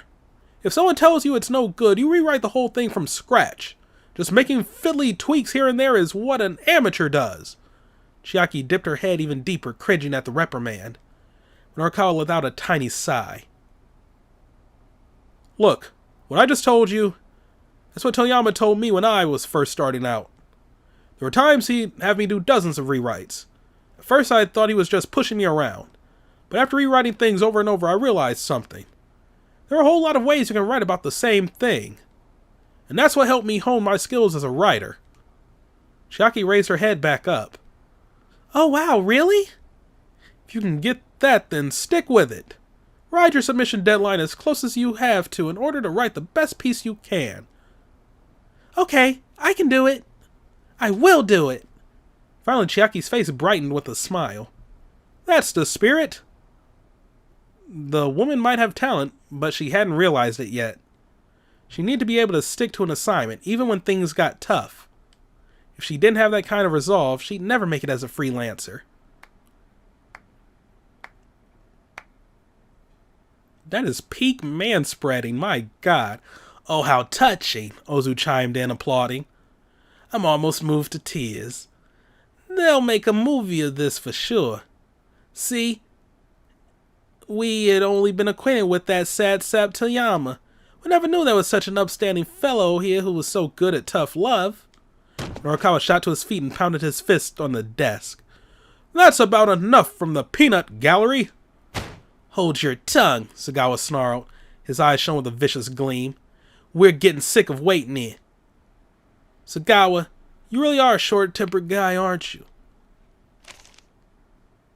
Ozu clucked disapprovingly at his underling, then slid a sheet of paper onto Minorikawa's desk. Nevertheless, I'm afraid we do require a decision now. If you'll just stay up here, we'll be on our way. Chiaki stared down at the document. Is this a bond of recognizance? Yeah, that's right. That's what you write when transferring a debt. Sagawa puffed himself up proudly. Norikawa silently looked over the contract. You don't have a stamp, we'll gladly accept a signature as well, Ozu pointed out. Face it, pal, Sagawa added. If you don't hurry up and sign, we're never going to stop going after Toyama's daughter. Norikawa snatched up a pen. Mr. Mino, you can't do this! Think about what you're doing, Chiaki shouted. If you go through with this, you'll just wind up like Mr. Toyama. I won't. Yes, you will. Just who the hell do you think I am? I'm Minoru Minorikawa, damn it! I'm gonna land so many scoops it'll make your head spin. And I'm gonna pay back this debt and rebuild Heaven Publishing. But why'd you take such a risk? Chiaki sobbed. Norikawa lowered his voice. Because I owe him so much. I can't stand by and let these scumbags kill his daughter. Aha!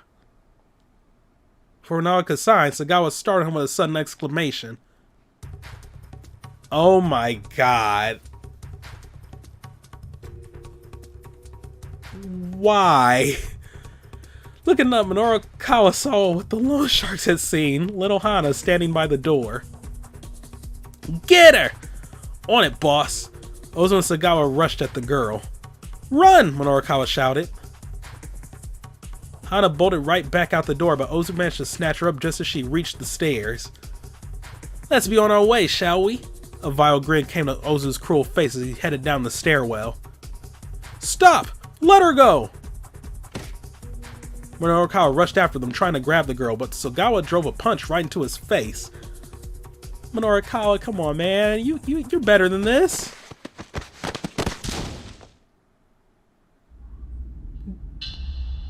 Oog! The pain staggered him. Nevertheless, he managed to press on. Get your hands off that girl!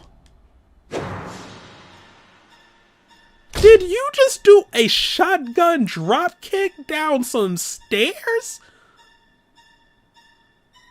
Who are you, Samoa Joe? Wrestling references going over people's heads.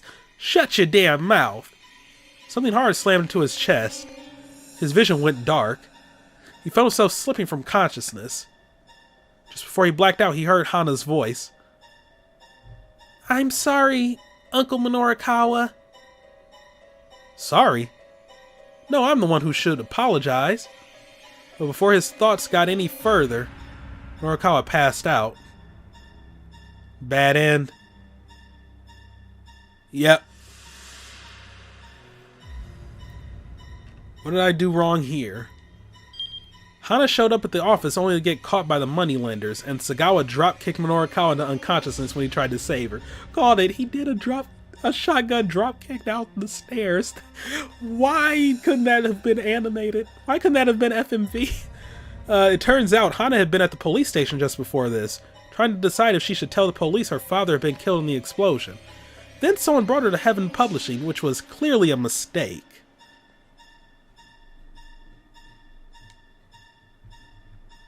Might have been Kano. Alright, so someone can't take her to Heaven Publishing. Good God, all these bad ends on Minorikawa's path. Let me just see something. That was at 440. There's 2 other stories I haven't gone down yet. But he's probably at the hospital. So then how did you get away from the man with the cane? Let's take a look.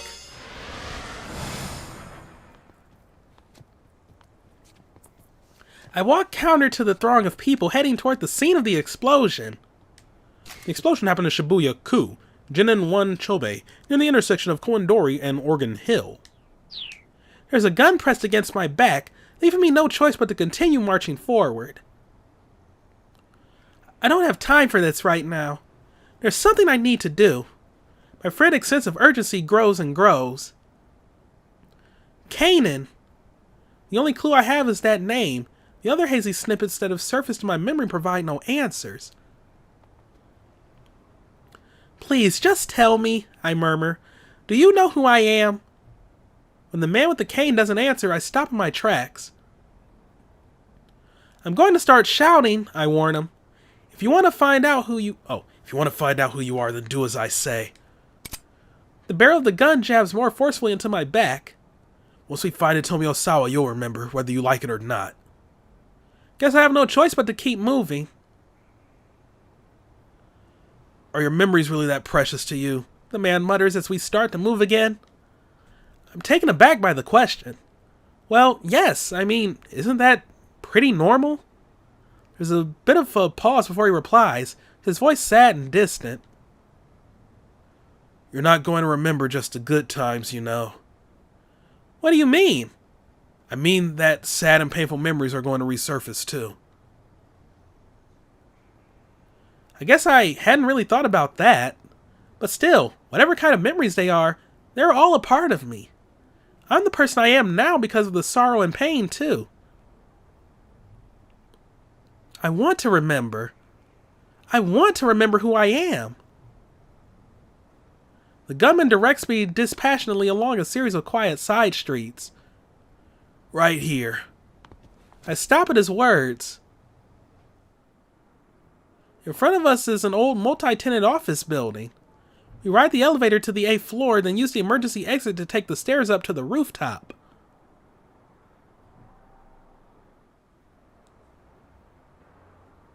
A cool breeze blows across my cheek. Sit down there. I do as he says, settling myself on the outdoor air conditioning unit. The man lowers his gun but keeps it in hand. We'll wait here for a bit. For how long? He lets out a rueful chuckle. Guess we'll have to wait and see. I decide there's no point in trying to fight with him. For now I have to hope he's telling the truth, that whatever's coming will help me get my memories back. If I don't know my past, how can I know what to do about this Kanan stuff, or anything else? I stare up at the sky as I wait for whatever this assassin is waiting for. The silence between us is suffocating. Finally, I can't take it any longer. Hey, so I think this is yours. I hand out the notebook I picked up earlier. The man's surprise is plain on his face. Where'd you get that? I saw the picture inside. He snatches the book out of my hand. Then he flips through it looking sad. I'm afraid that another agonizing silence is about to descend when he speaks at last. This is a picture of me and my childhood friends. I was about to say children, honestly. His voice is low and quiet. We were inseparable back when we were kids. This boy here, he liked to fiddle with machines. Always doing things like taking apart radios and whatnot and putting them back together. Achiendo. Or no, Achi's dad. That's Achi's dad. Oh god, all the pieces. He was a total bookworm too, so he got picked on a lot. I was always there to save him from the bullies. All of a sudden, the guy's in a sharing mood, I guess. I can feel his aura of murderous rage starting to abate. The girl here was the same age as us, but she felt more like a big sister. Whatever stupid things my other friend and I got up to, she was always willing to laugh it off.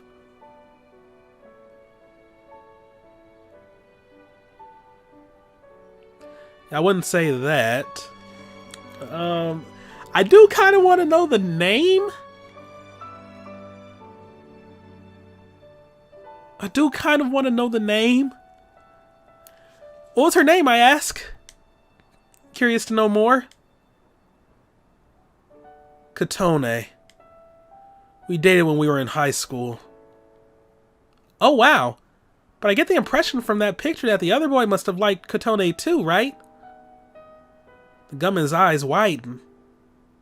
You're very astute. Call it a woman's intuition, I say proudly. Alright, calm down now, Sayaka. Then I ask the obvious follow-up. So what happened to you two? I dumped her. The man carefully slips the notebook into the pocket inside his jacket. How come? I ask. I felt it was for the best. He lets out a little chuckle, then stands up and brushes the dust off his pants. He looks strangely lonely.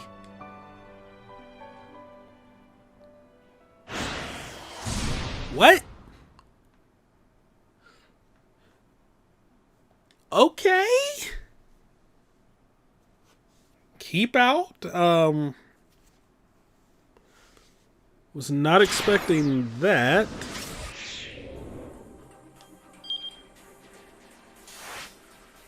Ooh, that's fairly early too. All right, well, that just leaves one person.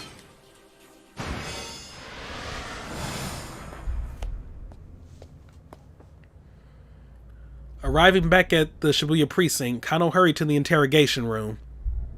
With the investigation currently on hold, he knew that taking any official action would be tricky. If he was going to break through this stalemate, he was going to need Tatano's help. The abduction, the ransom, the attaché case relay, Maria's release, and then Tanaka's death. Maybe Tatano would be able to figure out how all these elements were related. But first, Kano needed to check something for himself. Tatano would never have let Aokarawan go free. Kano needed the prisoner to set the record straight.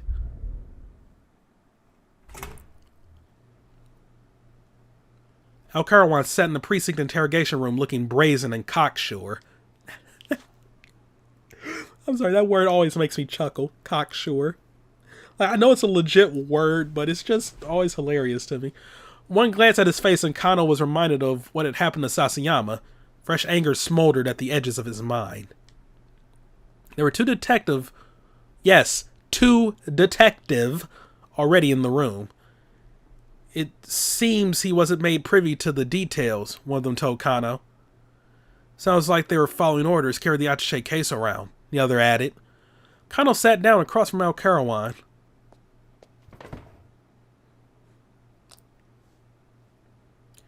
There's something I'd like to ask you, he said.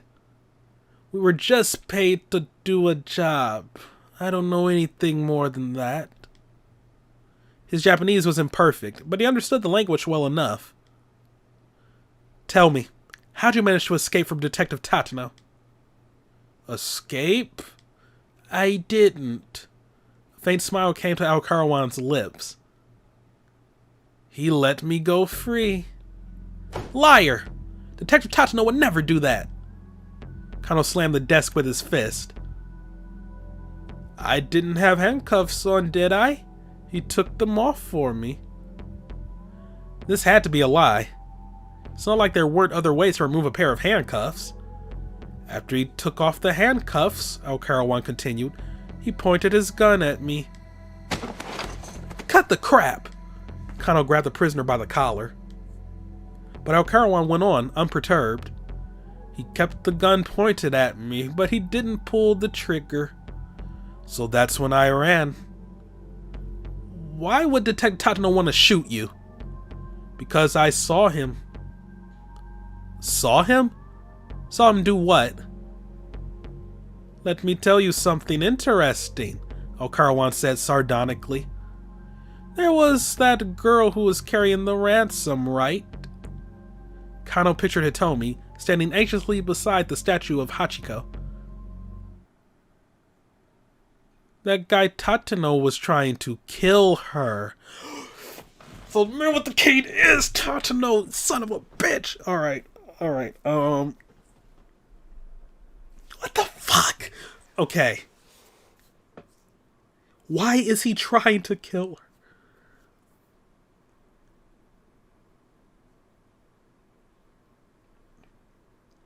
Because he wants to kill Hitomi, not Maria, who's the carrier. So he really is going after Hitomi as a way to make amends with Achi's dad for stealing Katone away from him? I don't know. This is bizarre. But never lose track of what you're trying to protect, no matter what. He's trying to protect his friendship by any means necessary. So he can kill Hitomi, so she can be a donor for Achi's sister? Okay, this is crazy. In a fit of rage, Kano drove his fist into Okarawan's face. His colleagues rushed to interpose themselves. Kano, calm down. Knocked to the floor, Okarawan gingerly fingered his split lip. And after I gave you such good info too, he grumbled. Detective Tatano was assigned to protect Hitomi Osawa, Kano shouted. You can't expect him to believe you're rubbish. He lunged around the table, ready to throw another punch, but his fellow detectives held him back. Wait. So that bad ending way back at the beginning. Ooh, I'm gonna have to go back and check that. Like where Kano like turned the alley, saw a man with a cane and a gun, and then got shot. I don't remember if he was like I don't remember what the exact thing was said there, but could that have been foreshadowing? Because I can't remember if they said like he was surprised to see, but then before he could like say anything, he got shot. I don't know. This could be like my mind making a false memory here, but I'm curious to see what was said in that bad ending. I am going to go back and check that footage. Not right now, though. Okarawan looked away indifferently. It's your detective Tatano you should be arresting, not me. That girl's going to get killed. You need to step in line, pal, Kano bellowed. Kano, his colleague shouted. You're the one who needs to step in line. Go and cool off for a bit.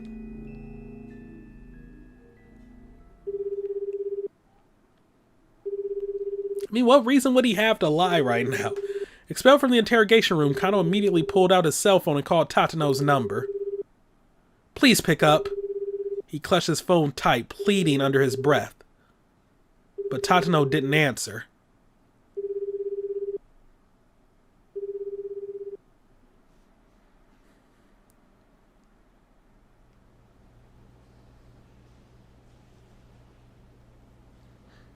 Kano sat down in the chair in the hallway in a bit of a daze.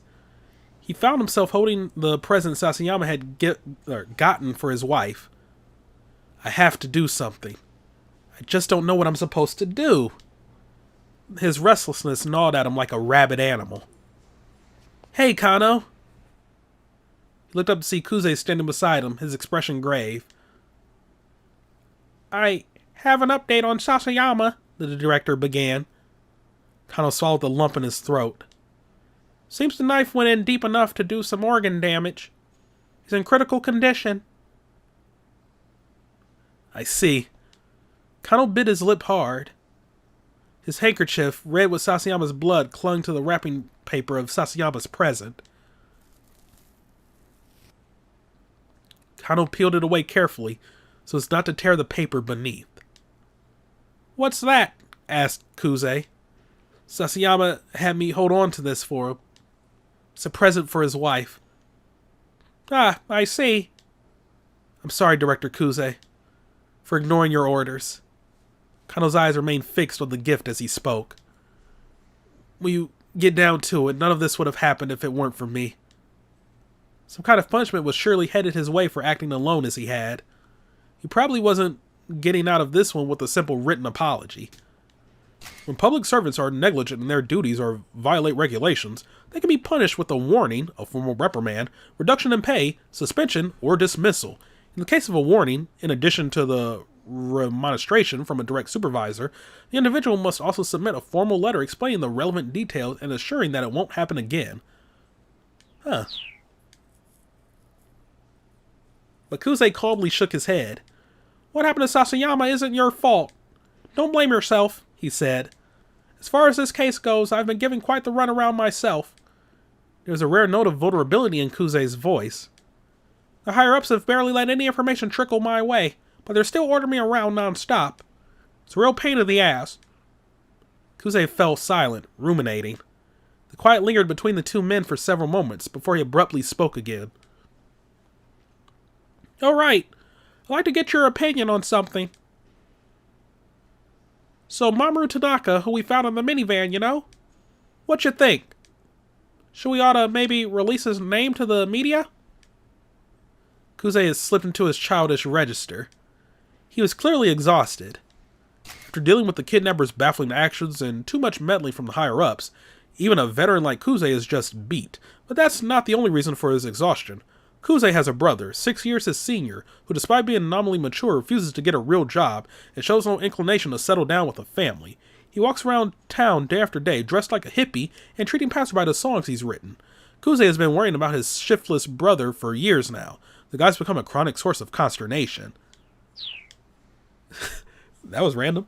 Kano was thrown by the question. It was a rare thing for the director to seek an opinion from a mere junior detective. Feels like there's something not too normal about one of Kenji Osawa's subordinates dying, Kuze went on. Kano had had the same thought. This felt too intentional to be a coincidence. So here's the question. Should I get the media involved and try to rush for a resolution? Or should I be more cautious? What would you do? About releasing the name, Kano asked. That wasn't such a simple thing to answer. There were so many factors to consider. A tired smile came to Kuze's face. Don't think about it so hard. This is just so I have a point of reference. Tell me what your gut says.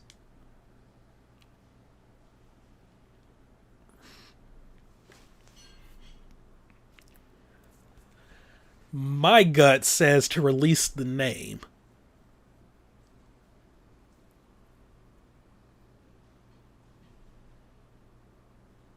Because it can't be Toyama. It literally cannot be him.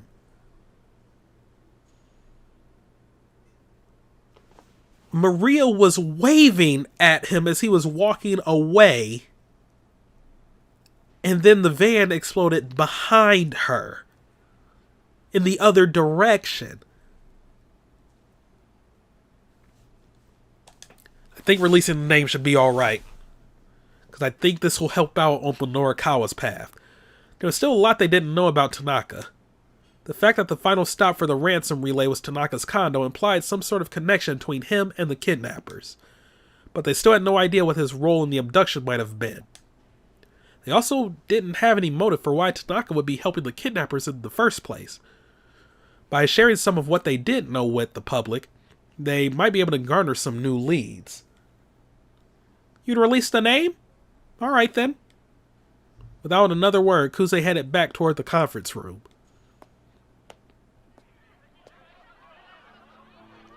On the TV, the governor's press conference was still going on. I've just requested that each of the railroad companies, starting with JR, stop running trains through Shibuya Station until further notice. As far as the roads go, Route 246 has already been closed to traffic. The executive looked pale as he spoke to the crowd. Is there any possibility of a bioterrorist attack? What about the people who are still in Shibuya? Reporters unleashed a barrage of questions. The governor's face scrunched up. As I've already made clear, this is not a, complete blockade. Because modern Japan does not have a system for enacting martial law. They don't? Huh. Or did that change? Then again, I don't know what they did during the COVID stuff. I mean, there was a state of emergency and stay-home orders, but... alright. There are a few ways that the government could effectively quarantine Shibuya. In the case of a potential viral infection, the infectious disease law allows for the city to be partitioned into areas of restricted movement. If the authorities do not want to acknowledge the existence of the top-secret UA virus, however, taking such an action would be rather tricky legally. But yeah, they kind of did all that for COVID, though. Interesting to see this. Alright, cool. Alright. There's nothing to stop anyone from leaving Shibuya on foot. Isn't what you're describing de facto martial law? Spat one reporter. Of course not, the governor snapped. Should be well aware that martial law is illegal. Couldn't declare it even if I wanted to. If you wanted to? So this is a bioterrorist issue then? I never said anything of the sort. Press conference was devolving into chaos. Kano was unsurprised given the circumstances. Still, everyone was doing their best insofar as they knew how. So why not me, Kano thought. It doesn't matter what I do. I just want to be doing something. Just letting time tick by without trying to take action was more than he could bear. Kano.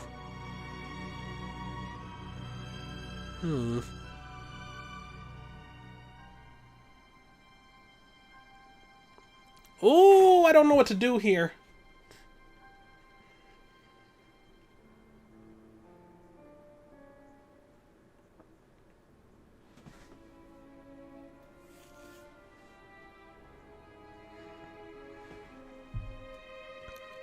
Because I could see them pulling something where if I choose these two, he'll see Hana and take her to Heaven Publishing on his way to these spots.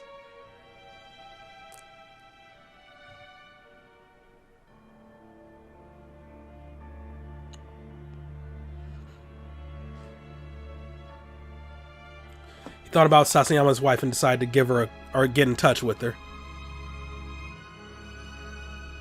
He called Sasayama's home phone, but nobody picked up. Perhaps she'd gone to the hospital? With that in mind, Kano called up Shibuya Central Hospital and asked them to transfer him to Mrs. Sasayama.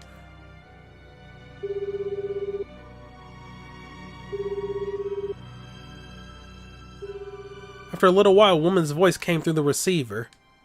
Yes, this is Mrs. Sasayama. Her voice was thin and reedy.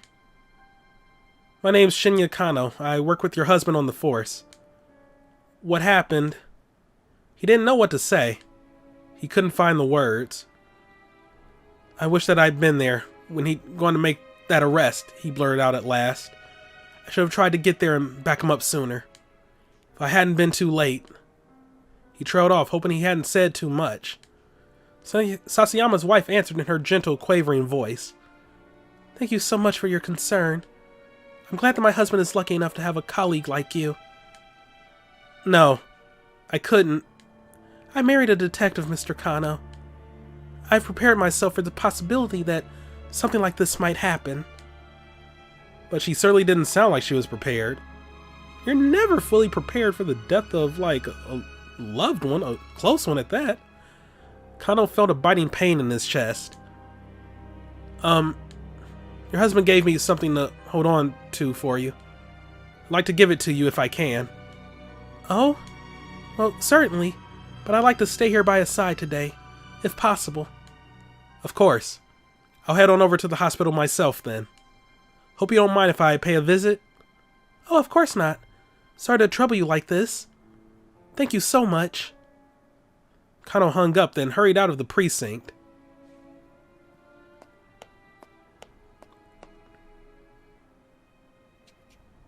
Oh no. As he was making his way toward the hospital, Kano spotted a girl sitting on the pedestrian overpass. She looked like she was on the verge of tears. Concerned, he stopped beside her. Are you waiting for someone? He asked. The girl simply bit her lip and said nothing. Are you lost? Do you need a policeman? The relatively low crime rate in Japan, combined with rather high police personnel numbers in Tokyo, mean that officers, particularly beat cops, often have plenty of bandwidth to deal with more minor issues. Must be fucking nice. Again, the girl gave no answer. Where'd you come from? Kano tried. Still nothing. He had just decided to go and call for a female officer when the girl hesitatingly spoke at last. Heaven Publishing. After a little coaxing, she told him where that was. Turned out it was on the way to Shibuya Central Hospital, not too far from where they were now. Damn it! No! Why don't I take you there then, Kano said. I'm already headed in that direction anyway. The girl seemed a bit reluctant at first, but eventually she agreed to go with Kano. God damn it! Kano parted way with the girl outside the building where Heaven Publishing was located. He noticed that she hesitated to enter at first, but eventually vanished inside.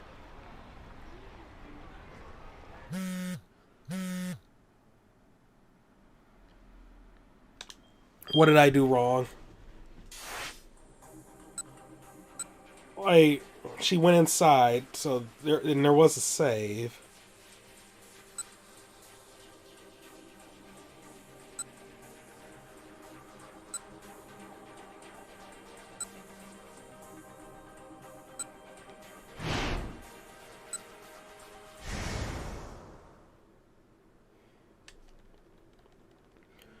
Maybe just call Rumi?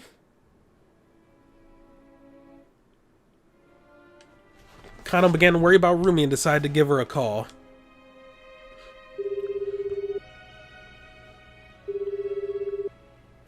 The phone rang several times before it went to voicemail. The fact that she hadn't picked up made Kano all the more anxious.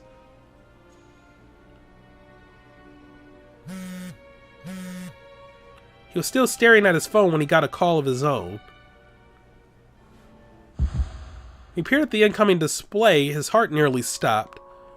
There was Tatano's name. Kano quickly pressed the button to accept the call. Detective Tatano? Detective Tatano, is that you? There was a whole mountain of things Kano wanted to ask. Just what had Tatano been doing this whole time? Why had he let El Karawan go free? And what had happened to Hitomi? While he was trying to decide what question to pose first, Tatano spoke. I've secured Maria Osawa. God damn it, it's him. It's him. Oh my god. What? The word came out as a startled gasp. Detective Tatano, you have to bring her here ASAP. Right now she's... Tatano cut him off. You need to bring Hitomi Osawa to my location at once. Hitomi? Osawa? Yes. I heard over the wireless that the man from the US Embassy had her in custody. Kano hadn't been listening to the most recent wireless traffic. Apparently Stanley had managed to find Hitomi. But what was Tatano getting at here? Tatano is not to be trusted, man. Wait, hold on. What for? I mean, why do you need me to bring Hitomi Osawa to you? There was no reply.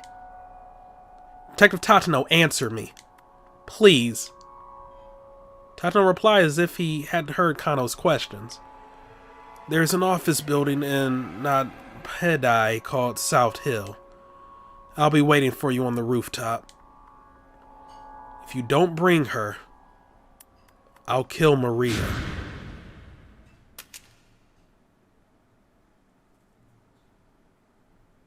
With that grisly warning, he hung up.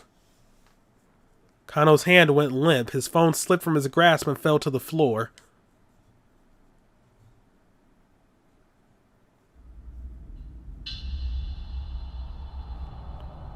What? Kano went to South Hill in Nanpedai alone. The building takes its name from a rough translation of Nanpedai, the name of the hill where it is located. The official name is South Hill Building, but since this is awkward to say, it is frequently shortened. He hadn't brought Hitomi as Tatano had demanded, nor had he reported the situation to Kuze. Idiot! First he wanted to meet with Tatano and find out what was going on. He took the elevator to the 8th floor. After that, he had to take the stairs to the rooftop. As he made his way up the steps, he tried to imagine what Tatsuno might want with Hitomi. He hadn't noticed anything suspicious about the senior detective in the lead-up to the stakeout at the Scramble. Tatsuno had seemed like the same man Kano had always revered. So why was he doing this? Kano couldn't think of a reason. Reaching the top of the staircase, he at last stepped out onto the open roof.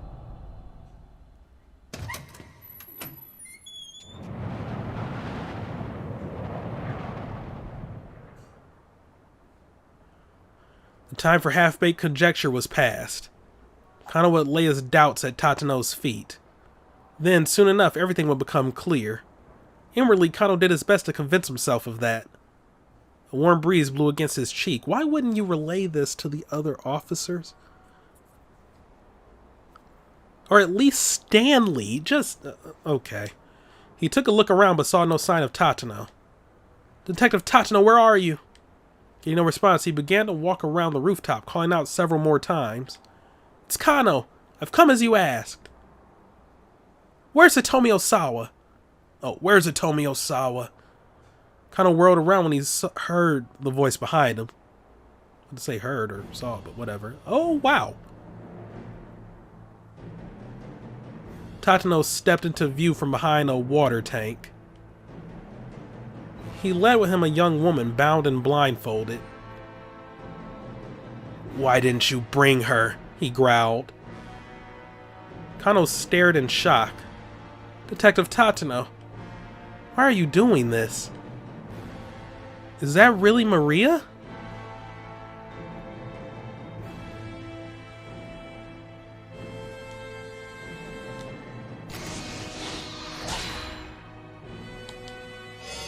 How did we get to this point?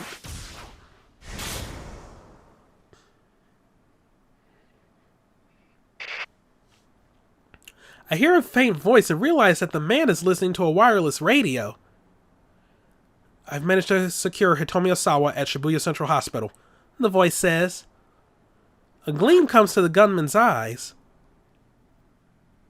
He pulls his cell phone from his jacket and hurriedly makes a call. I've secured Maria Osawa, he says to whoever's on the other end. Huh? Maria Osawa? Is my name Maria Osawa? And you need to bring Hitomi Osawa to my location at once. Hitomi Osawa? If I'm Maria Osawa, what sort of relationship do I have to Hitomi? If you don't bring her, I'll kill Maria. Then my captor hangs up. Were you serious just now? My voice wavers uncontrollably. What do you mean you'll kill me? Don't look at me like that. He steps in closer to me, his expression dangerous. The killer's edge that he'd lost during our little talk is back in full force. Just bear with me a little longer. He blindfolds my eyes with some sort of towel. I can't see through it at all. Just then I hear Kanan's voice inside my head. My memories are like shards of broken glass, tumbling through my mind, all out of sequence.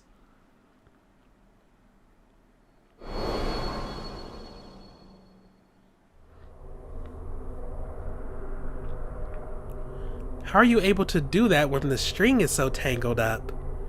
Oh, once you know the trick to it, you can do it with your eyes closed. I'm showing Kanan how to do a cat's cradle. She reaches out for the string. Huh? She doesn't get hold of it quite right. What gives? Despite her efforts, the string gets all jumbled up. No, not like that, I say. Hook your index fingers through the front part of the string. No, I get that. Kanan's getting irritated. But after giving it a few more tries, she finally manages to pull it off. There we go, she says. Look at that. Seeing her innocent little smile bolsters my own spirits. That's neat. Thanks for teaching me. Oh, it's nothing special. Here, as a thanks, let me teach you some skills to help protect yourself. Oh, snap. We about to get Kung Fu Maria up in here? Abruptly, my memory jumps forward a bit. Is she about to kick that ass? Kanan has been training me in some form of self-defense. Techniques for protecting oneself when attacked. Rather than defeating the opponent, self-defense training generally prioritizes simply getting oneself away from danger. Some people consider behavioral tenets such as run away when you're attacked or don't go near dangerous places to be forms of self-defense as well. Don't overthink it, she says. People will either try to punch you, kick you, or grab you. If you can stay ready for those 3 things, you'll be able to take it from there. She demonstrates some defensive movements as I watch. I follow suit, doing my best to mimic her. Okay, let's do this. Kanan throws a punch at me. I dodge, grab her by the wrist, and give her arm a hard twist. Incredibly, she goes whirling through the air, so that's how she was able to beat Miku. Kanan's training. She lands nimbly on her feet, a little grin coming to her face. Nicely done, she says. I stare down at my own hand. Did I really just do that?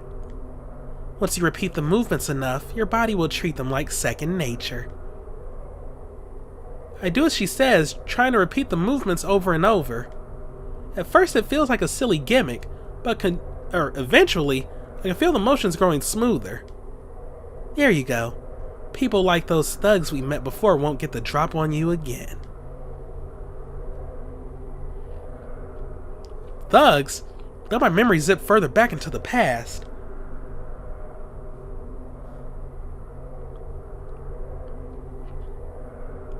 I was wandering the streets, trying to get back to my hotel, but I'd gotten lost. By the time I realized I wandered into some dodgy back streets, I was already surrounded by people giving me threatening looks. They must have been thugs looking for tourists to rob. If they had caught me, I'm not sure I would have made it out alive.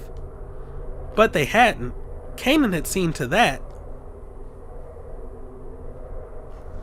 Thank you so much for what you did for me. I didn't want there to be a scene here. Kanan says bluntly as she surveys the aftermath of the thug's attack. That's all. I happened to be right underneath her apartment window when I was nearly abducted. Bit by bit, my memories of Kanan are starting to resurface. Just a little more. Just a little more and I'll have myself back. I'm sure of it. Detective Tatano, where are you? A man's voice suddenly snaps me back into the moment. It's Kano. I've come as you asked. The gunman grabs me by the arm and yanks me to my feet. Where's Hitomi Osawa? He snarls. Why didn't you bring her? Detective Tatano, why are you doing this? Is that really Maria? My captor removes my blindfold.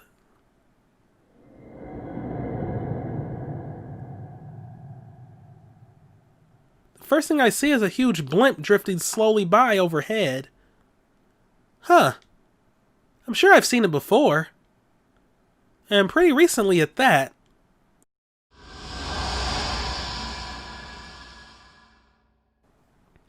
There's a flash of revelation inside my head, like a dam bursting. My memories come flooding back to me.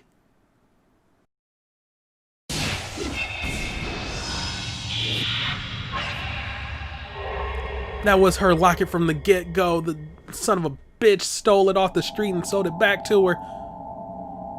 Last night, I was at a party, a sort of mixer with the exchange students. Someone was plotting to use this party as an opportunity to abduct my sister, Hitomi. So I told Hitomi that the party started 1 hour later than it really did. I had a plan, to let myself get abducted in Hitomi's place. Of course, the idea wasn't just to let myself get kidnapped. The necklace I wore was outfitted with a tiny GPS! I knew it! Called it earlier. Whenever I happened to be taken, Kanan would be able to track my location.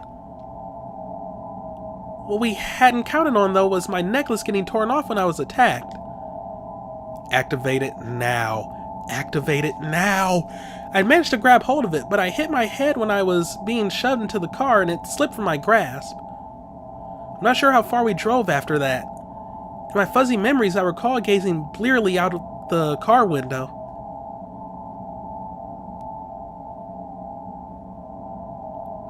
That was when I saw the blimp, right after we parked. I was about to say, back when she was talking about the blimp, like, what does this have to do with anything? But that was the trigger for her to get her memories back? Alright. Yes, it went fine. There was a man talking to someone on a cell phone. Alright, I'll shut her up inside the storeroom. I'll be waiting in the room upstairs. The man dragged me out of the car and shoved me into some dark storeroom. Then I guess for good measure he hit me on the head again. That's right. There's more of it coming back to me now.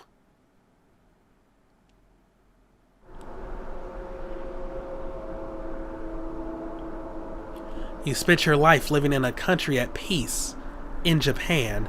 You couldn't possibly understand me. Kanan again. So it's not like she and I became fast friends right away or anything. Two of us were too different in a lot of ways. Where do you draw the line? What would you protect with your life? What does justice mean to you? A forlorn look came to her face whenever Kanan asked me a new question. I never had a good answer for any of them. My flimsy grasp on my own personal identity made it hard for us to get along, yet I kept visiting Kanan's place for the duration of my trip. I recall doing the cat's cradle there at the table one time when we didn't have anything in particular to talk about. Her eyes had gone wide when she saw me deftly manipulating the string with my fingers. "Who taught you how to do that?" she asked. "My mother. My real mother, that is." Kanan furrowed her brow. "What do you mean, real?" "As opposed to my stepmother, I mean. My birth mother died after getting really sick. I was only 5 years old, so I don't remember her that well." "I see," Kanan said. Her expression remained unchanged. "What about your parents, Kaden?" "I don't have any. They died during the war." What war would that have been then, if this was in like... If she's college age in, what, 2008, 2009? This is going to take place in 7. Well, either way. So college age at that. So maybe about 19 years old. Desert Storm? Could have been. The bluntness of her response made my hands stop, strings still stretched between them. Sensing that we were treading on some serious ground, I hurried to change the subject. Do you have any friends?" "No." "Well, I used to have one." Her use of the past tense made me fear the worst, and I was right. He was killed too. By an arms dealer named Alfard. Ooh, no wonder she hates him. Her tone was dry, matter of fact. "Taking revenge for his death is my sole purpose in life." Despite the gravity of her words, her face was an unreadable mask. She seemed almost incapable of human emotion. "So, what sort of person is this Alfard?" "A destructionist who masquerades as a terrorist." "Destructionist? That sure wasn't a term that came up a lot back in Japan." "Alfard doesn't believe in God and holds no political ideology. The chaos and destruction is just to earn money in order to carry out more terrorist acts." So you're saying that this Alfard commits terrorism because it's fun? Never really thought of what terrorism without a purpose would be called. Guess that would be destructionism. Huh. Alright. Or just him being a nihilist, I guess. Kanan nodded. "That's why every now and then Alfard changes loyalties. Just when you think you found ties to some Middle Eastern terrorist organization, and turns out the job was for the American CIA. What the heck? So Alphard stands for nothing then? Kanan smiled dismissively at my little childish outburst. I couldn't help but feel a little bit patronized. Oh, Jacob's ladder. A bridge, my bad. I twiddled my fingers, turning my cat's cradle into a bridge. Kanan's eyes fixed right back on the string. A tiny surge of pride replaced my annoyance. She went quiet, watching closely as I worked my fingers. The tension in the room faded as the silence between us lengthened. My stepmother's the sort of person who couldn't do this sort of thing, I said at last. For some reason I had a sudden urge to talk about my personal life. I guess she cares about herself more than looking after her children. She's not a bad person, though. She gives me weird bits of advice, like telling me to find someone to date or that a woman's life is defined by a man. That's not advice. That's not good at all. At all. But it's not like I hate her or anything. Would you mind teaching me? Kanan asked softly. What? How to find a guy to date? No. She shook her head. Then she pointed at the cat's cradle strung between my fingers. Oh, you mean this? So I took her by the hand and started to teach her the cat's cradle. Hey, do you mind if I ask you something? I said after a while. What's that? That friend you mentioned earlier. What was he like? Kanan's fingers went still. It's better if you don't ask. If I tell you, you won't want to come here anymore. That's not true, I insisted. Even though I'm a terrorist, she replied curtly. Yikes. One who uses fear and violence to attain political objectives. The term has its origins in the Reign of Terror, in 18th century France, known in French as La Terreur. I swallowed a sudden lump in my throat, unable to find words. We fight for righteousness, but you people call us terrorists. In the religious sense, the state of being virtuous, free of sin, and observant of the proper rules of moral conduct.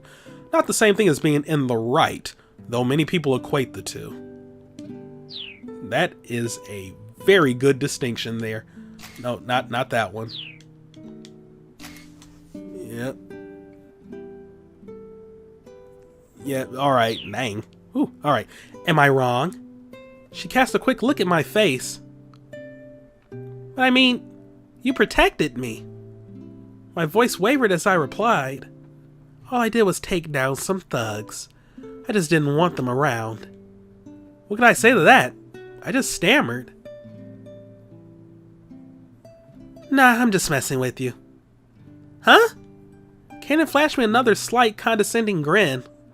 I was just joking. Don't worry about it. Were you? I don't know about that one, fam. But then again, she is just only after Alphard. I don't know. But I didn't get the sense that everything she said was a joke. Even if calling herself a terrorist was an exaggeration, the world Kanan lived in was unquestionably a dangerous one.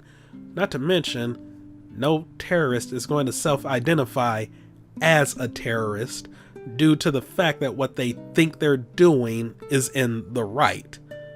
They don't think that they're obtaining their goals through fear. Like, I don't know. I could tell that from the cold look in her eyes, a look you never expect from an ordinary teenage girl. Just what sort of hardships had she endured to acquire that deadly stare? Having lived all my life in peaceful Japan, I could scarcely imagine. Kanan tried and failed several times to get the cat's cradle right, but she didn't give up. She worked fastidiously by herself, fingers continuing to shift awkwardly about. Okay, here we go. She hooked the string around her fingers and spread her palms. But the string shape just collapsed into a jumbled mess. Confound it. Okay, one more time. You can make this into a game with two people, you know. I plucked the string from Kanan's hands. You pass the string back and forth. Why don't we try that? It's more fun than doing it by yourself. I wrapped the string around my fingertips. What do you say? Want to give it a go? Kanan looked dubious. The intricately intertwined strings were like the world in a way. What had started as a single thread was now something that couldn't be undone just by pulling on it. I held my hands out, twirling the string around my fingers. Kanan took the pattern from me and spread her palms apart. She made a perfect bridge between her hands. The shy grin that came to her face made her finally look like a normal girl. I followed suit with a childish little laugh of my own.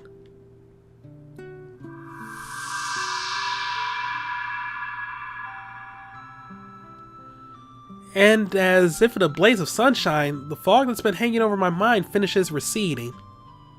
I remember everything. Activate the GPS. My name is Maria Osawa. Activate the GPS. My sister is Hitomi Osawa. If you don't activate that damn GPS. And Kanan. She's a dear friend who I met in a far-off land. She helped me once, and now it's my turn to help her. I close my eyes as I reflect upon these precious memories, all the dearer for having been lost. Now when I try to picture Kanan, I can do so clearly. It's just as I thought before. My memories are what make me who I am, and I would never choose to forget them. I feel almost as if time had stopped for me while my history was gone, and now it started moving again. I'm finally back to being me.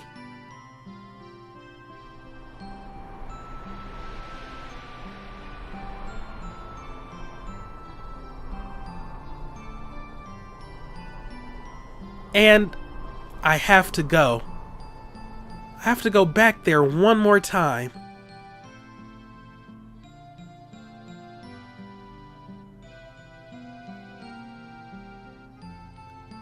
End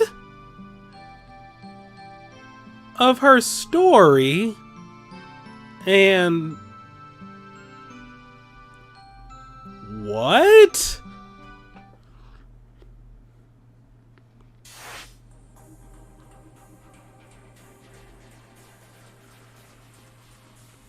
What? There's no to be continued, or?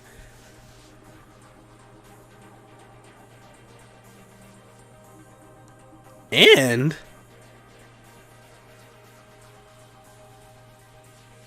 What is going on? And she was remembering all of this over the course of 20 minutes? While... And?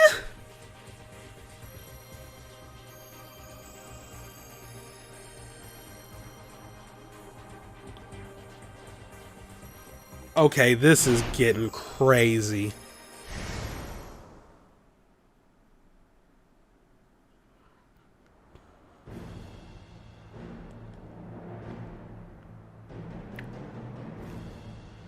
Alright, why are you doing this? Is that really Maria? Tatano responded by removing the young woman's blindfold. There was no doubt about it. She looked very much like Hitomi Osawa. A surge of frustration rushed through Kano. Detective Tatano, what is the meaning of this? Kano fought to remain calm. He felt like he was on the verge of falling to pieces. Bring me Hitomi Osawa and I'll let this girl go. Why? What do you need Hitomi for? But Tatano's only answer was an icy stare. This isn't like you. It's so... weird. The Detective Tatano who I know... Who you know? Tatano cut him off. What do you know about me? I know what sort of detective you are, sir. Because I've modeled myself after you for my whole career. I mean, just because you know how somebody, acts in a professional sense... on a public-facing Mirand persona, if you will, doesn't mean you know how they are IRL. People hold secrets, my dude. The older man's expression remained stony. Don't you remember, Kano went on, that time when you risked your life to talk down that man who barricaded himself inside that office? Ever since then, you've been my... Tato interrupted him with a sudden burst of laughter. You really are gullible, you know that. You can only see things the way you want to see them. What do you mean by that? The truth is, I didn't even care if I died doing what I did. That's why I doused myself in gasoline. Tatano's voice had grown low and quiet. That was no display of heroics. It was more attempted suicide than anything else. I wasn't thinking about the other people still inside the building. It's just a coincidence things turned out the way they did. So then, if you made a single misstep, then everyone in that building might well have burned to death. You're lying! That can't be true! Kano shook his head insistently. I don't have time for this conversation. Tatano pressed the barrel of his gun to Maria's head. If you don't bring Hitomi Osawa to me, believe me, I'll blow her brains out. Please stop this, Kano shouted. But there was no hesitation in Tatano's eyes. He looked like he would shoot Maria if Kano didn't do as he asked. Hurry up. Bring Hitomi to me. Can't you at least tell me what's going on? Go now, or so help me, I'll shoot. Kano drew his own gun from his jacket. I know you, Detective Tatano. I know there's some meaning behind all this. Kano's words came out as an imploring croak.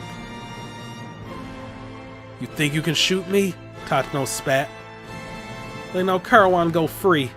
Taking Maria hostage. This has to mean something. Sweat made Kano's hands slick where he clutched his gun. I asked if you think you can shoot me. I've always looked up to you. You were the sort of detective I wanted to become. Kano's view of Tatano began to blur as tears welled in his eyes. Okay, stop punking out, my dude. Can you shoot me, Kano? I can. Even as he cried, Kano stood resolutely, doing his best to stare down the older man. He set his finger squarely on the trigger and pointed his gun at Tatano's forehead. Suddenly, the piercing stare vanished from the other detective's eyes. I've got to give you full marks for that, Kano. Tatano smiled thinly. I'll tell you then. I'll tell you why I'm doing this.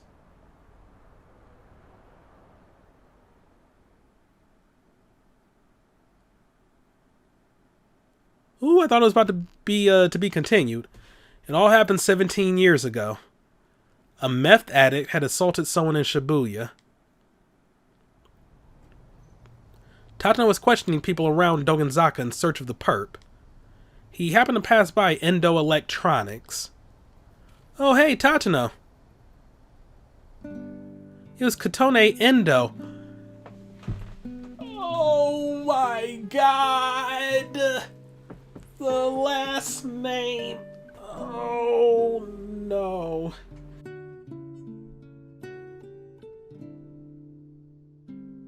So yep, he is doing this to make things right with, oh man, with Achi's dad. And Achi's dad is complicit in this. It was Kotone Endo, clad in pristine white. Clutched to her breast was her daughter, Suzune, only a few months old. It'd been a long time, Kotone said. She flashed a tiny smile. Yes, it has, Tatano replied with a clumsy smile of his own. Are you on the job? Yes, I am. Kotone recoiled slightly at the dour look on Tatano's face. Is something the matter? There's an armed criminal hiding out somewhere in the area. What? I wouldn't leave the shop for a while if you can avoid it. But I have to go to the bank to deposit some money. Surely you can have Daisuke go do it? He's away on a repair job and hasn't come back yet. Tatano let out a one-note sigh. I see Daisuke still does things his own way. Alright, let me escort you to the bank. You mean it? I feel a lot safer having you with me. Kotone flashed him a smile so wide that Tatano thought he might lose himself in it. Tatano, Kotone, and Daisuke were childhood friends, and had gone to school together up through high school. Tatano and Daisuke were always clowning around together, and Kotone was always there alongside them, laughing.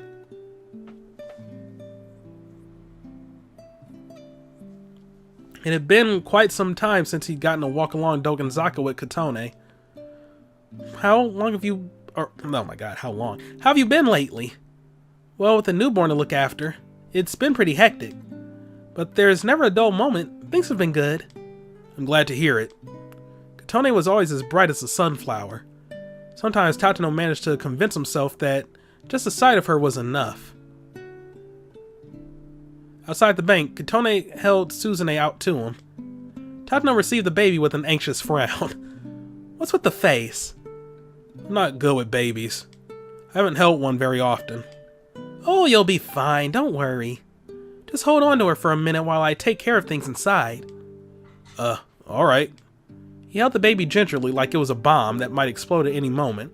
Katone chuckled softly. Suzune stirred and squirmed in Tatano's arms. She kind of has Katone's eyes, he thought. It was strange, the sensation of holding a child. She was so soft and light, yet such a real and responsive presence.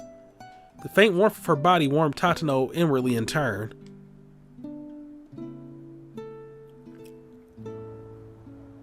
When Katone returned after making her deposit, they strolled to a nearby park, Suzune back in her mother's arms. Do you have any plans for marriage, Tatano? I haven't thought about it. Work has me pretty busy. Or plenty busy. Oh, that's just an excuse, Katone said. If there really were some woman you wanted to marry, you wouldn't let work stop you. I suppose it's because there hasn't been anyone I've felt that way about. Really? Nobody this whole time? Yeah, really. I see. But still, seeing the two of you like this, it makes me realize how nice having a family could be. Tatano peered deeply into Suzune's face. Well, if it ain't Tatano. He looked up as a cheery voice cut into the conversation. It was Daisuke. What are you doing here? He asked his wife. I could ask you the same question. Come on, give me a break. I've got to make the deposit for the client. I've come to make the deposit for the client. In that case, no need to worry. I just took care of it myself. I thought you'd forgotten about it. Huh? Really? Katone smiled as Daisuke reached down and carefully lifted Suzune in his arms. Beaming happily at his daughter, he nuzzled up against her tiny cheek. Daisuke, long time no see. Yeah, glad you're doing well for yourself, Tatano. They walked side by side. Daisuke proudly showed off Suzune's drowsing face. What do you think? Adorable, isn't she? Yeah, luckily she doesn't have your looks. Hey now, bad-mouthing me the same as ever, huh?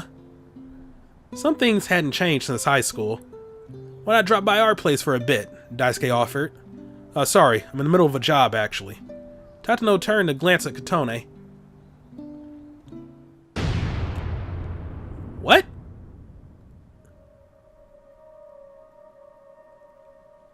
Dang, you take your eyes off for 1 second. An instant later, Daisuke screamed, Katone! A man had come up behind his wife and now held a kitchen knife to her throat. Katone stood stiffly, frozen in terror. Let her go. Tatano took a step toward the man. The slightly upturned eyes, the close-cropped hair, the thin mustache. All the details matched the description. This had to be the man Tatano was after. Shut your damn mouth! You wanna try and kill me, huh? This lady here wants to try and kill me! This man was babbling nonsense. The reports had said the suspect was a tweaker. That's okay. Alright, fine. Well, I don't know, I just try not to use that for drug addicts nowadays. Right now his mind was probably a complete mess from meth withdrawal. Left unchecked, there was no telling what he might do. Tatano shoved Daisuke behind him and drew his gun from his jacket. Wait, don't shoot, you'll hit Katone! But Tatano ignored Daisuke's shouts and trained his gun on the perp's shoulder. He was confident in his marksmanship. He never missed at this range. Tatano, please, back down, Daisuke pleaded. Suzune still clutched in his arms. I beg you. I can't, Tatano hissed under his breath. This isn't someone we can reason with. The assailant began waving his knife about. He could stab it into Katone at any moment. Tateno had to take the shot now. He aimed for the shoulder of the arm the man held his knife in. "Tateno, stop!" Daisuke shouted. "Don't do this!" For a brief moment, Tateno's eyes met Katone's. He thought he saw her give a tiny nod. "Don't shoot!"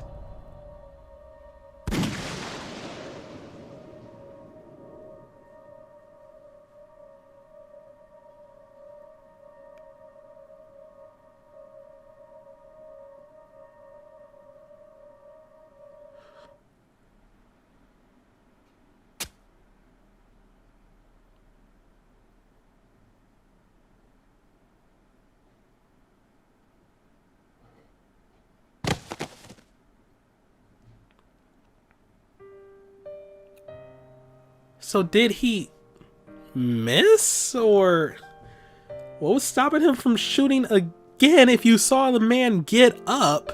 Did you take your eyes off of him? You were awful. It was all over in an instant. By the time Tateno had the perp subdued, Katone's white shirt was soaked through with red.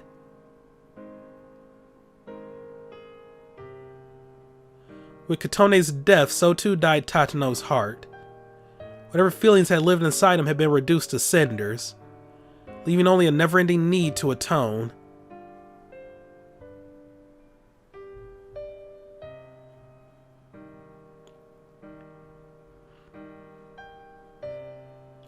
Countless times he thought of ending his life in order to make things up to Daisuke and his children.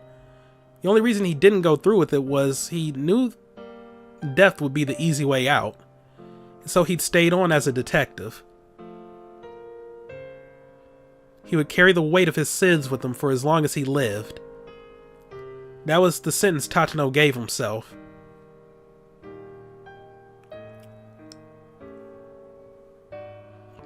"15 years had passed since Katone's death.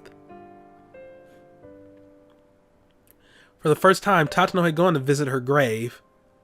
He was standing by the grave marker with his hands clasped when someone called out to him from behind. Excuse me." A slender young girl stood there, flowers in hand. Tateno instantly recognized her, Suzune. She looked just like Katone had back in her high school days.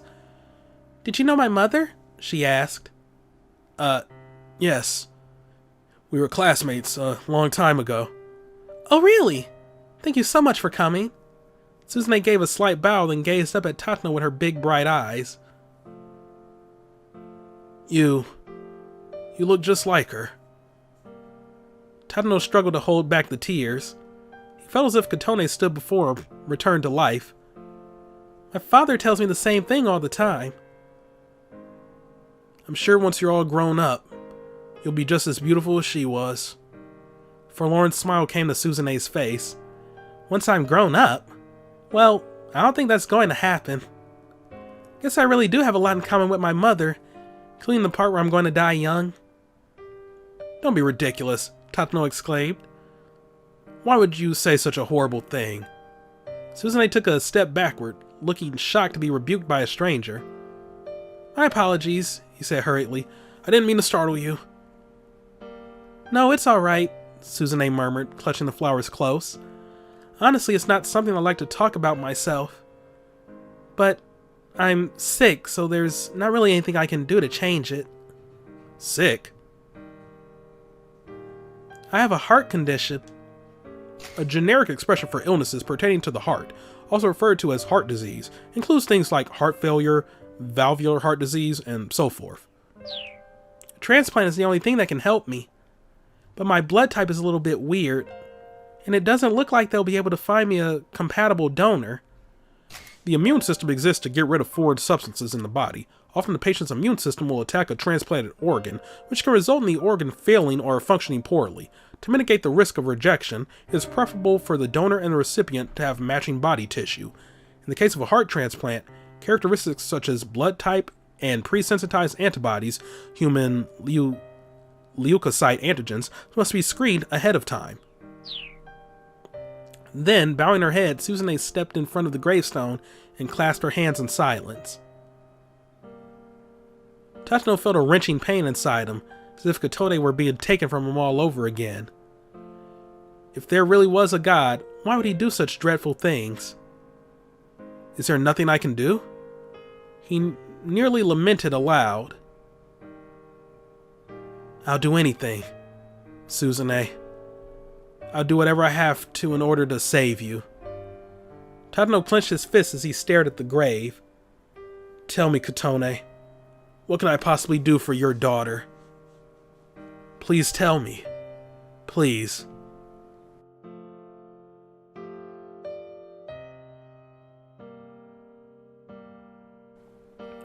And so the months rolled on. Everything changed just after 10 o'clock that morning. Tatsuno was on the stakeout when his cell phone rang. He glanced at the call display and saw Daisuke Endo's name. He hadn't heard from Daisuke in years now. Fearing that something had happened to Suzune, Tatsuno answered the call despite his current tense circumstances. And once he heard Daisuke wailing. Suzune had a seizure. She might not come back from this one. Tatsuno's terrible suspicions had been right on the mark. He felt himself growing weak. Please, Daisuke exclaimed. You need to shoot that girl you're with, that Hitomi Osawa. You need to shoot her in the head. If we have her heart, we can save Suzune.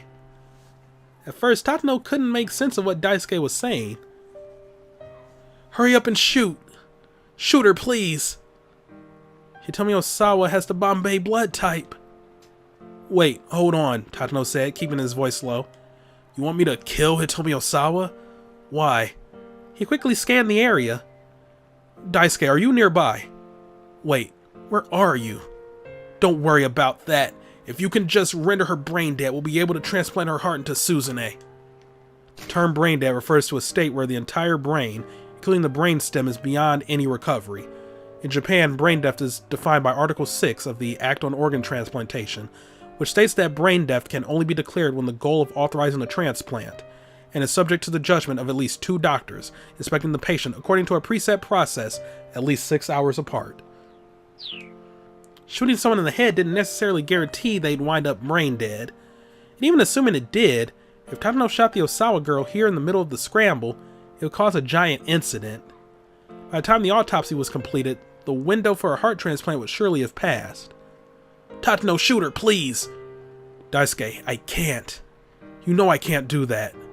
Hurry! It was like his old friend wasn't even listening to him. Look, even if she did wind up brain dead, they wouldn't be able to perform a transplant.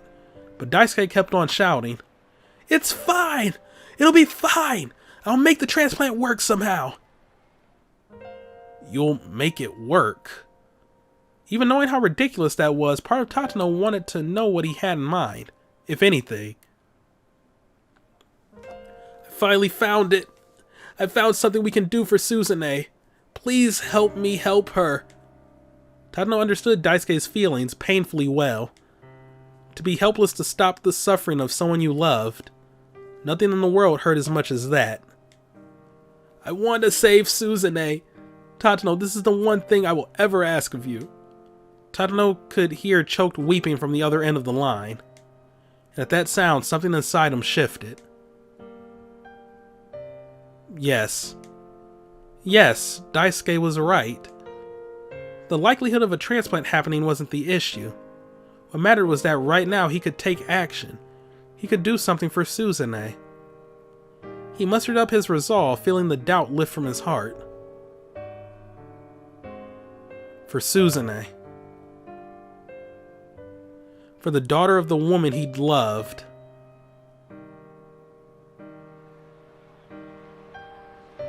Tatsuno checked the gun tucked inside his jacket, then slowly began making his way through the crowd toward Hitomi.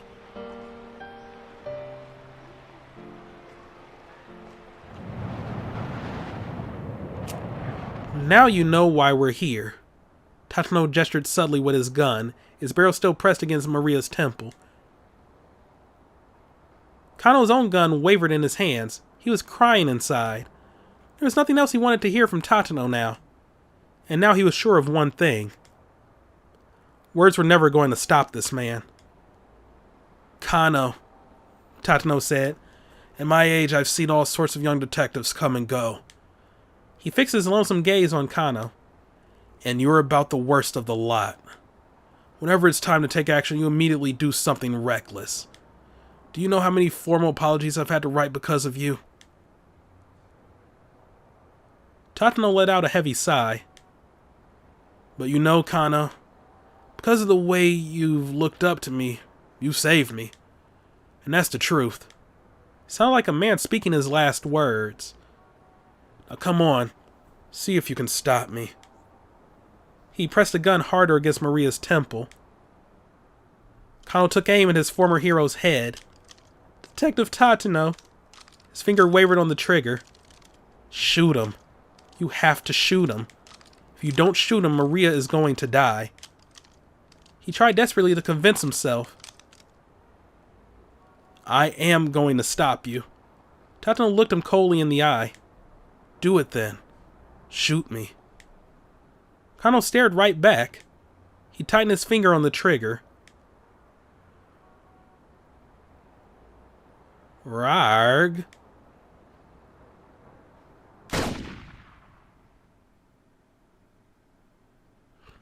Of course.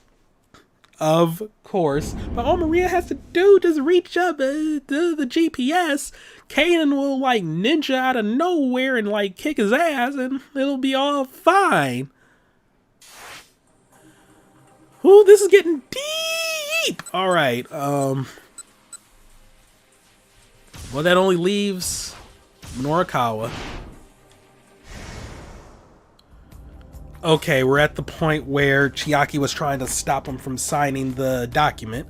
But why would you take such a risk? Chiaki sobbed. Norikawa lowered his voice. Because I owe him so much. I can't stand by and let these scumbags kill his daughter. Ah, crap. Norikawa readied his pen and signed the document. Alright, Sagawa cheered. Now we're talking. A satisfied grin came to Oza's face as he reached for the contract. Before he could pick it up, Chiaki snatched it from the desk. I'm not letting you do this! Crumpling the paper, she stuffed it right into her mouth. Hey, Sagawa snapped. What the hell are you doing?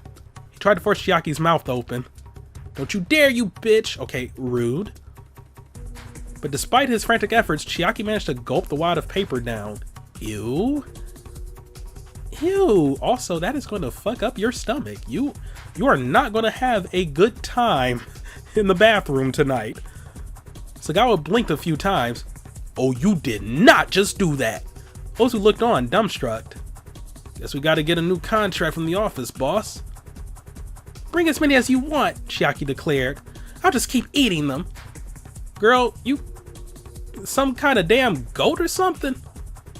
The mental image of a goat eating paper is a common one, dating back to long ago when paper was made solely out of plant material. If a goat were to eat modern paper, the wad of chemically treated pulp would go undigested and possibly cause an intestinal blockage. So please do not feed paper to goats. Don't feed paper to anyone, really. Sagawa shoved Chiaki up against the desk. Ow, cut it out! That hurts! She struggled to resist. Chiaki lurched toward the desk, planting one of her hands atop the TV remote control. One of her fingers happened to land on the volume up button. Sound from the television soon hit max volume. We have just learned the identity of the victim killed in the explosion. Shibuya resident and a pharmaceutical executive.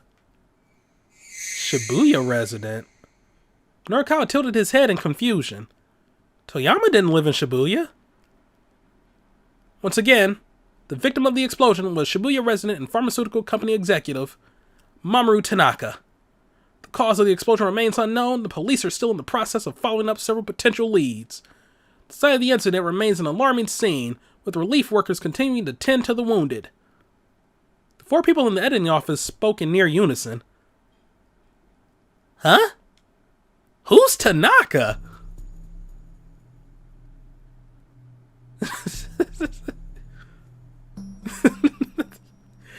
Called it. Oh, wow, that was That was quick. Alright, well, that's it for 4 o'clock. But now they know the truth.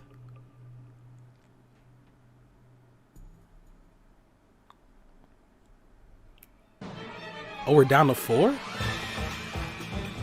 Are you scared about meeting with your father? Someone's broken through our firewall. I'm sorry, Mr. Mino. What is happening there? You'll lose everything. We're getting to 5 o'clock. So Maria's story is over? Running out of time? Oh no!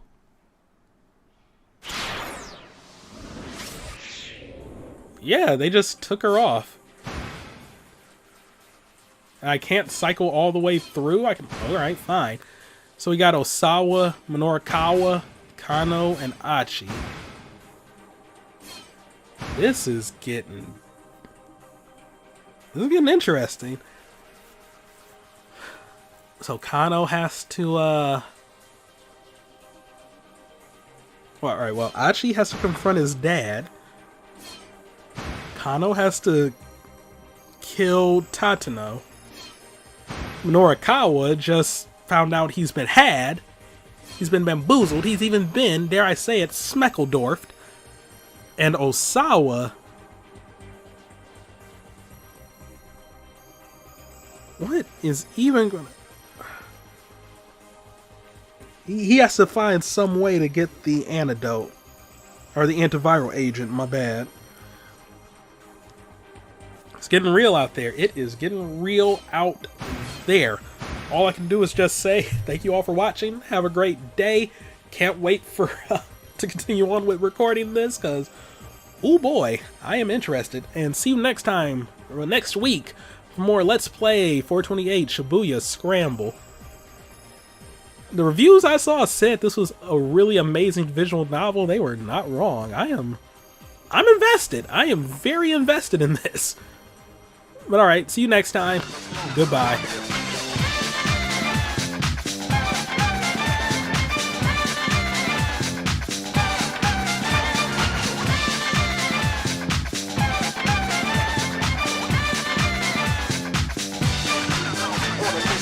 Taking knowledge on a different level. Makes a lyric like the bass with